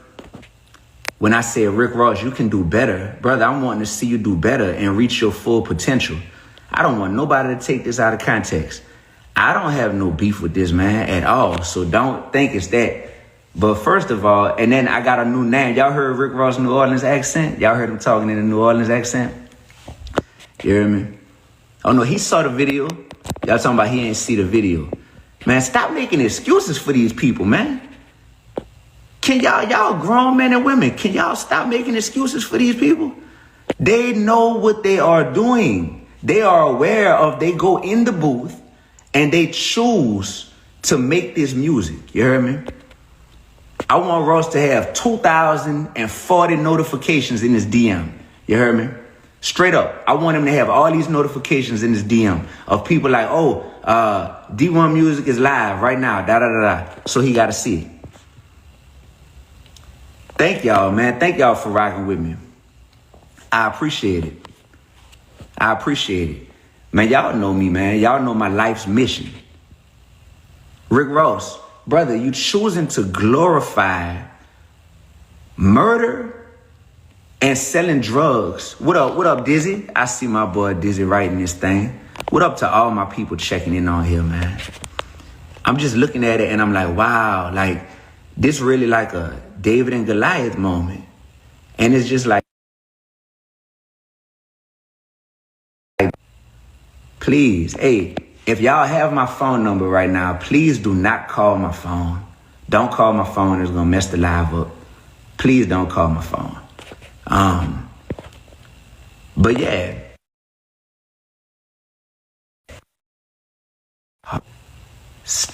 Stop calling me, man. Please. No disrespect, my brother, but golly. Yeah.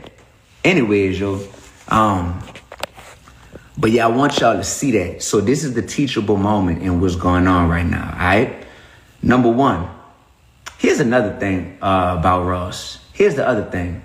You said, what's going on? I think I missed if Ross responded. Jamal, this is my dog. This has been my dog since college. Jamal, get off of this live right now and go on my page. Go on my Instagram page and look at this 1.5-minute video Ross just did about talking about me and what he had to say. He want to impersonate my accent. He want to call me. Bro, can y'all please stop calling my phone, man? Please, man. Stop. Stop calling my phone and send this live to Ross. Ross does not want to talk. Trust me, he don't want to talk in a public forum. He don't want to do that. I know he don't want to do that. I know he don't want to do that. So at the end of the day, what was I saying? I was saying about how this dude has made a living off of glorifying murder and glorifying being a drug dealer and pushing that to our community. They said put the phone on D&D. Yeah, that's what I'm about to do. If one more person call me, I'm gonna do that. We need a mutual friend. Me and Ross got mutual friends. I'm going to tell y'all right now. We got Currency. We both got Currency as mutual friends. Currency. My dog Currency. We got Wall Street Trapper as mutual friends. That's That's what I'm saying, Mikado. If he want to go insult for insult, I know one thing. I know Ross can't get on a song and rap better than me if he not rapping about killing people or selling dope and all that stuff. A bunch of stuff that's not of God, that God wouldn't approve of.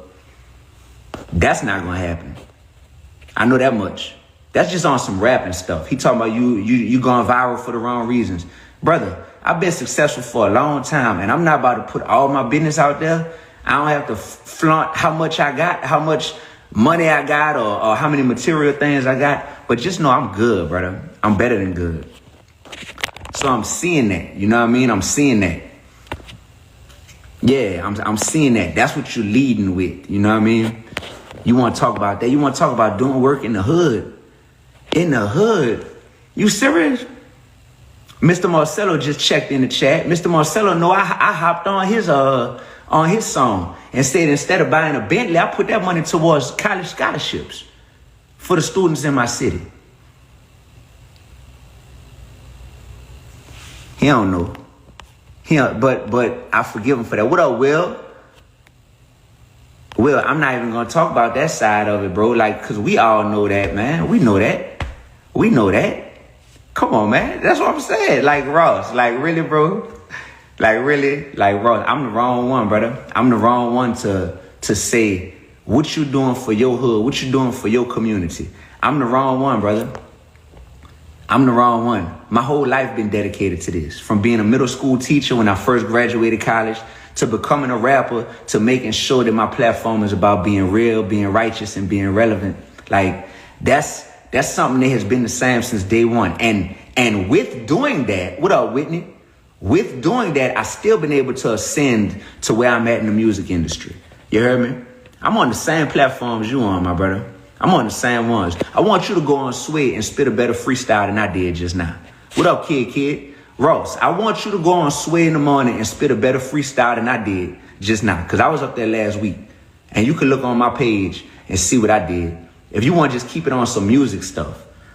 On some like I don't have a publicist that I'm paying to make sure that I can get on these type of platforms. Nah, bro.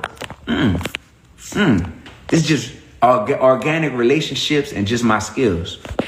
You heard me? Like, would you be where you are? Let's be real. And I say this with love.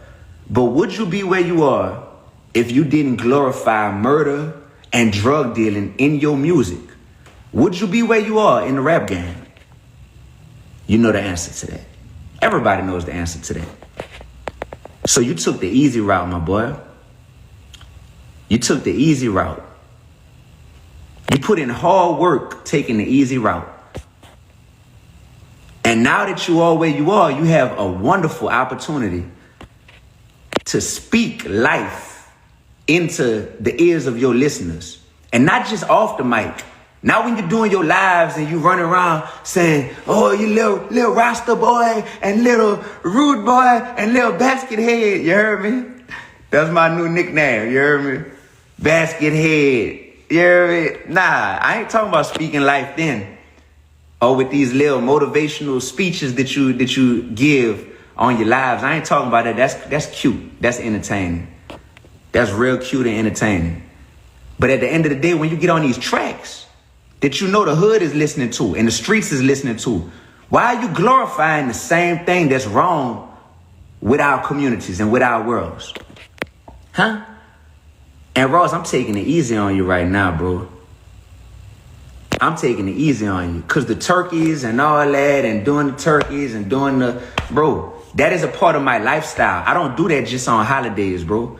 That is a part of my lifestyle. I'm currently a college professor. I'm at Harvard University as a fellow and a professor at Tufts University. Where you at? Where you at, bro? Like, what you doing on a daily basis that has to do with education? Look at Jamar said. You see that, huh, Jamar? Jamar, it's crazy, bro. We used to be in college, man. We used to be listening to these dudes. And back then, like, we was just entertained by it. You know what I'm saying? We was just entertained. Now we done grew up, Jamar. Jamar, we grew up, bro. We not at LSU no more, dog. We grown men that's really out here. like making a difference in the world. Like, I'm proud of you, bro, what you're doing in the architecture space, in the landscape architecture space, and in the art space. I'm proud of you, bro, and how you choosing to use your talent. I'm proud of you, bro. You see, I ain't never switch up since the day we was in college. My same mission vision, you heard me? My same mission vision, bro. And look where God done brought me, man.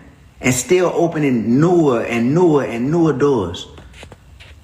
Man, this man Rick Ross ain't never switch it up, man. Ain't never switch it up. I'm sitting here listening. And this is all trust and believe. If there wasn't an album coming out Friday, he probably wouldn't even be replying right now. You know what I'm saying? If he ain't have an album coming out. So I want to give him some free promotion.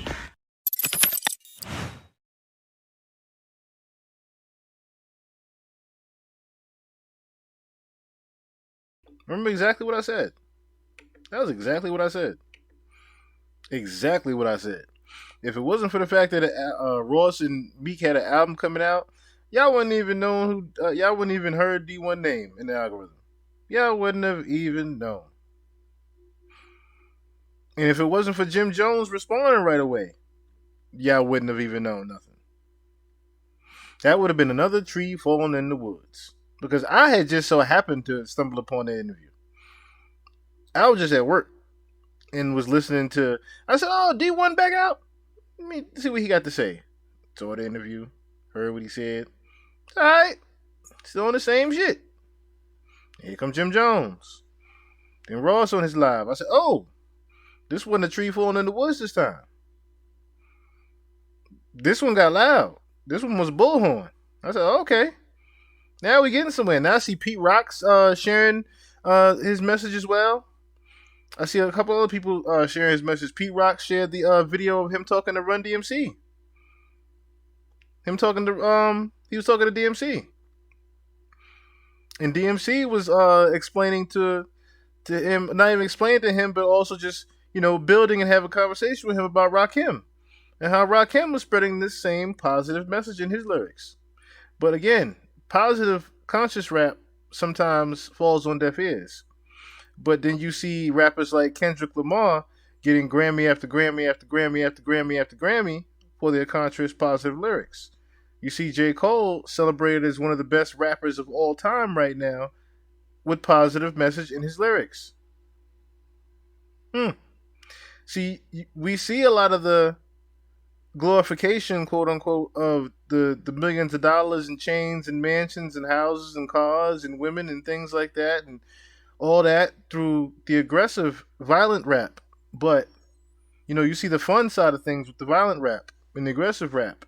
But then there is the positive light of side of things that gets awarded for it.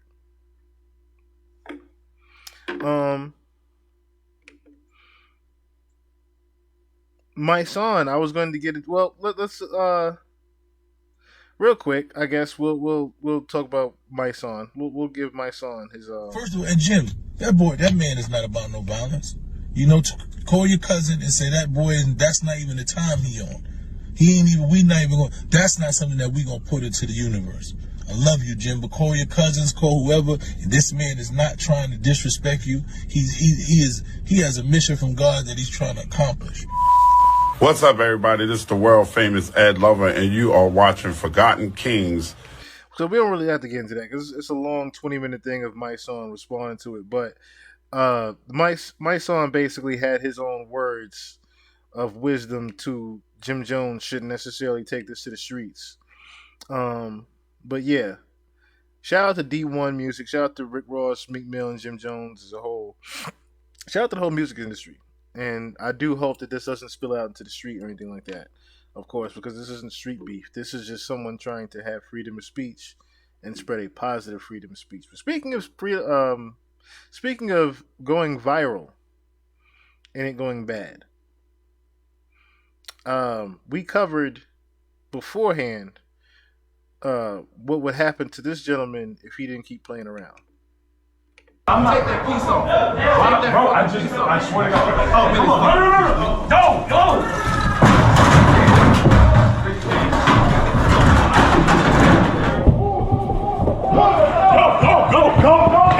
So, if you don't know what you're watching right now, You are watching Birdman and his crew walking in as Drewski and his crew are somewhere. And from the looks of things, I couldn't tell if this was a skit or not.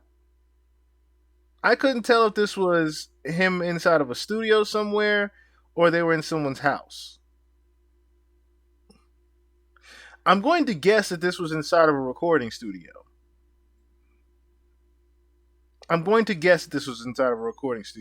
nonetheless, if you guys don't remember, Drewski had did some skits mocking Birdman and Drake. First, he mocked Birdman, doing the Birdman rub hands, and Could Have Been Records basically is supposed to be an inspiration of Birdman, Diddy, and a few other aggressive, Suge Knight, and a few other aggressive moguls, as you could say. So, Birdman took it upon himself to respond to Drewski and let it be known that, look, I think this is funny, but I don't think you're funny because you're mocking me, and I'm a real gangster. You don't mock real gangsters. Therefore, you find yourself getting chased down a hallway somewhere. As you can see, Birdman is just calmly walking down. This is the slow motion. See, as you can see here, Birdman is basically, he just walked in as Drewski was either trying to leave or headed somewhere else. This looks like Drewski had no idea that Birdman was going to be in the same place as him, or someone gave him the location. That's what this looks like. This looks like someone gave Birdman the location and got the drop on where Drewski was going to be that evening. Therefore, you see Birdman's goons surrounding Drewski and his, 2 or 3 friends that he has. And Drewski is saying, yo, man, it wasn't nothing like that. I was just playing around. It was just a joke. It was just a skit. Birdman says, yeah, I'm playing around too, but come up off that chain you got. Come up off that jewelry you got. And as you can see, someone then snatches the jewelry. The man with the hat snatches the chain off. As Drewski then starts to get away. As the man is tucking his chain in, wrapping the chain up, you see Birdman just walking behind.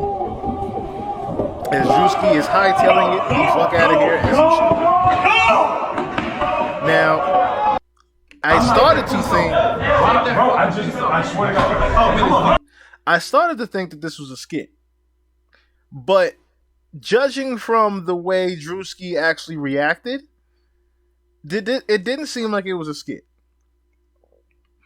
From him falling down the stairs to the go, that didn't seem like a skit. That seemed like he was definitely in fear for his actual life. And this didn't seem... Birdman, number one, doesn't do skits. Let's also put that into context. Birdman does not do comedy skits. So I doubt that this was Birdman being a part of a comedy skit. This sincerely looked like Birdman found this man somewhere and said, come up off that chain or you getting it. And Drewski didn't come off the chain and said he just got it snatched up off his neck as he was trying to run away. So needless to say, you don't play or mock people like Birdman, because then things like this happen to you. And we reported on in the podcast as we were going through the different skits of him mocking Drake, of him mocking Birdman.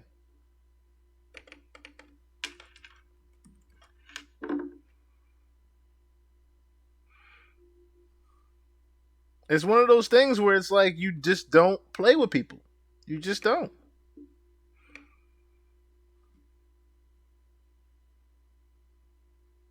You just don't. I was going to go back through the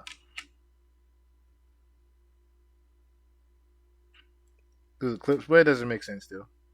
It's one of those things where it's like we're incriminating Birdman, but like I said, play stupid games, you get stupid results. That is the moral of this story right here. Speaking of playing stupid games and getting stupid results, Keke Palmer's boyfriend has been playing a very, very, very dangerous game. A very dangerous game with the court systems.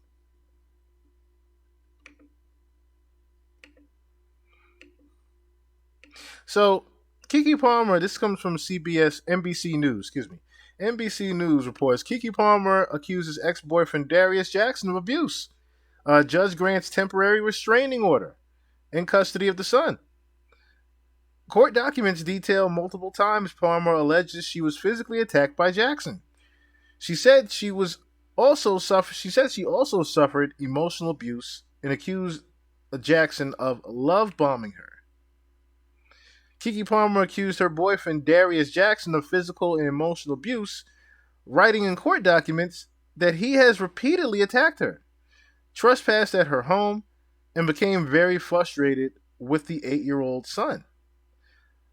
Palmer's request for a temporary restraining order against Jackson Field in Los Angeles Superior Court on Thursday was granted by Judge Wendy L. Wilcox, according to a notice obtained by NBC News. The actor was temporarily granted sole custody of their son, Leo, with no visitation for Jackson. Palmer, whose real name is Lauren Kiana Palmer, said the abuse happened throughout the 2-year relationship with Jackson and did not stop after their breakup in early October. She wrote that since the split, he is even more unhinged, volatile, and dangerous, and she fears for her and their son's safety. It is because of our son Leo that I was finally able to end my relationship with Darius once and for all and escape the abuse, Palmer wrote in the court documents. Leo is the most important thing in the entire world to me. He needs and deserves to be safe and grow up in an environment free from violence. Both Palmer and Jackson declined to comment when contacted by NBC News. After Palmer filed the documents, Jackson posted a photo on the social media platform X showing him holding their son with the caption, "I love you, son. See you soon." Real quick, before we continue, let's take a look at that. Shocking allegations of domestic abuse from popular TV personality Keke Palmer. The former host of GMA3 and the game show Password has been granted a temporary restraining order against her ex-boyfriend. Darius Jackson is the father of her 8-month-old son. The actress, who famously showed off her belly bump when she appeared on SNL, submitted shocking images to the court, taken from surveillance video, including this one of her being thrown over the back of a sofa, his hand around her throat. Keke Palmer alleges the domestic violence occurred here at her Los Angeles home over the course of 2 years. And she says the most recent incident happened last Sunday. It got so bad, she called police. Screaming on the phone that the suspect was attempting to kill her. In the court documents, Palmer says the abuse included striking and grabbing me around the neck and threatening to kill himself with a gun if I left him. Palmer says the abuse has gone on for 2 years. These photos from 2022 show Jackson allegedly manhandling her. She ends up at the bottom of the stairs. She also accuses him of hitting me in front of our son and spewing profanities about me to our son. Palmer's mother, Sharon, weighed in on the accusations last night, saying she reached out to Jackson's brother. I went to Sharona's over a year ago and told him that his brother was abusive to my daughter. We reached out to Palmer and her ex for comment, but did not hear back.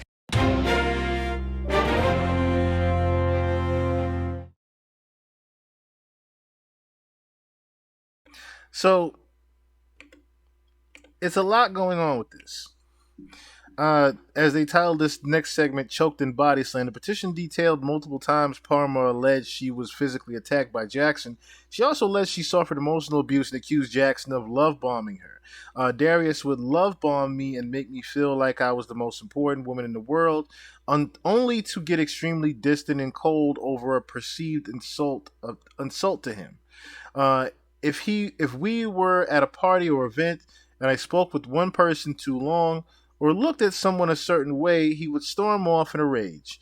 telling me I was a slut and a whore, accused me of cheating on him, and I did not love him, she wrote. Darius had a way of gaslighting me to make me feel like I was doing something wrong even though I wasn't.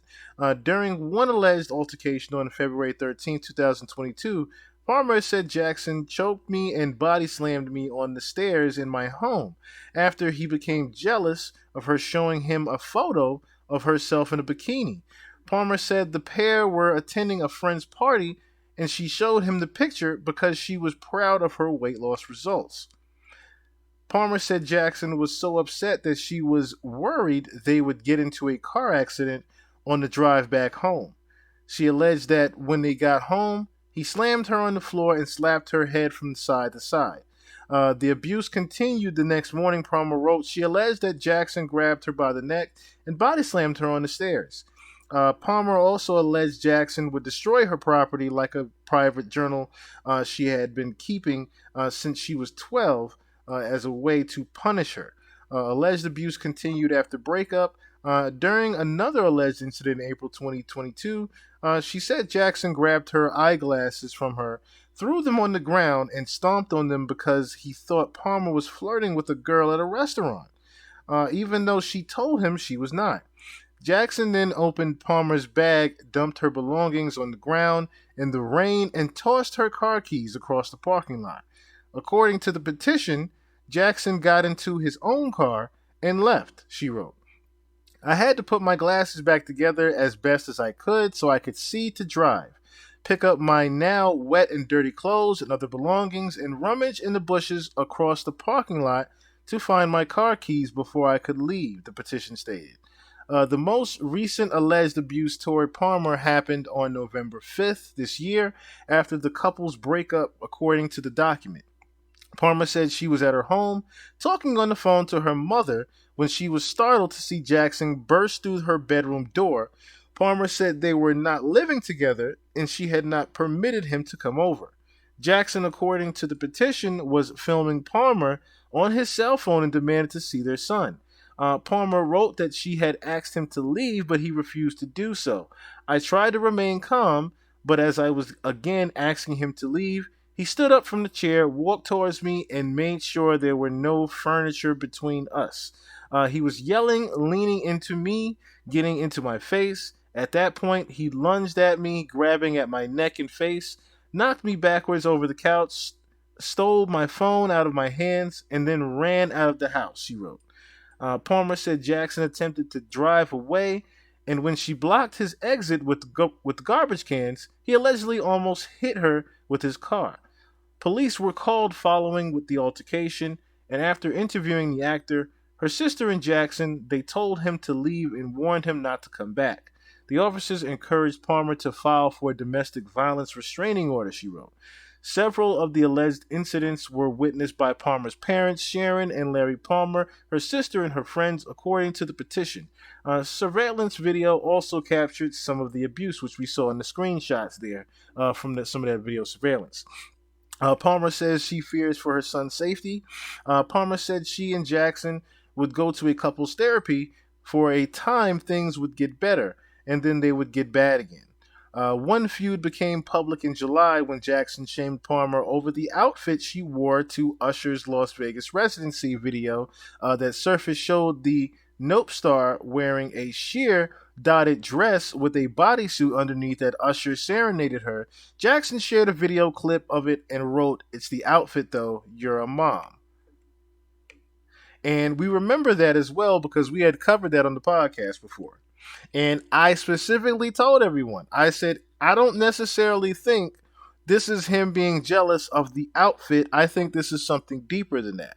I specifically said he is jealous of Usher. He's not jealous of the outfit. He is jealous of fucking Usher. He's not jealous of what she's wearing. There is something deeper in between that. I said that specifically on the podcast, that there's something with that boyfriend and his jealous behaviors. Palmer later appeared in a music video for Usher's song Boyfriend, sparkling rumors that the pair had split and that she was taking a jab at Jackson, which I also said. The petition also detailed times when Jackson would allegedly become frustrated with their son and call her names while talking to the baby. During an incident on September 26, Jackson allegedly started getting rough with Leo physically while he was changing his diaper. Palmer said she should step in and to make sure Darius would not hurt him, and it almost became a tug of war with Leo as Palmer attempted to take the baby away from him. Darius finally let go, and Leo was not harmed. But as always, was holding him, Leo trying to comfort him, and finished changing his diaper. Darius hit me in the head before storming out of the room, she wrote. The actor said she filed for the petition without telling Jackson, writing that she fears for her and Leo's safety. I am fearful of what retaliatory actions Darius may take against me, including harming or taking our son away. If I give him notice of my request for protection, she wrote, a hearing in the case is scheduled for December 5th. So thoughts and prayers go out to Keke Palmer and her family on this matter here. Thoughts and prayers also go out to Darius Jackson, who I hope just gets some therapy. Because that's what it sounds like. It sounds like the young man needs some therapy and has had some traumas in his past that has caused him to be doing this. I don't necessarily see them getting back together. I don't see and that's the thing, I kept saying divorce. I thought that they were married, but they were just in a relationship. So kudos to Keke Palmer for noticing the abuse early on and not moving forward with this situation, because this could have been a very, very sticky situation for Miss Keke Palmer in the coming future. But that is all we have today, y'all. The wife is home. The kiddo's home. So I got to get my black ass up out of here. And as always, we have fun up on here. I shall see y'all next week for Late Night Chill and another episode. But as always, till next time, y'all. Peace! My type of women like to cuddle, but don't sleep on the money. My type of women like to talk, but don't talk to no dummy. A good play, peace and pay, that's a damn good day. A good play, peace and pay, that's a damn good day. A type of dudes don't be calling trying to blow up a phone. A type of dudes getting money but don't leave her alone. She just need food, peace and pay, that's a damn good day. She just need food, peace and pay, that's a damn good day. Don't be mad at it, that's just what I prefer. Don't be mad at it, that's just what I prefer. Don't be mad at it, that's just what we prefer. Don't be mad at it, that's just what we prefer. I need a woman that can cook and clean. She need a good man that fuckin' mean. I kick it paying all bills, yeah, I foot the fee. Yeah, I know she bad and bougie, but she good to me. We talking king shit, I love to show her royalty. I need a queen, quick to always show her loyalty. And when even a nigga off, she be on with me.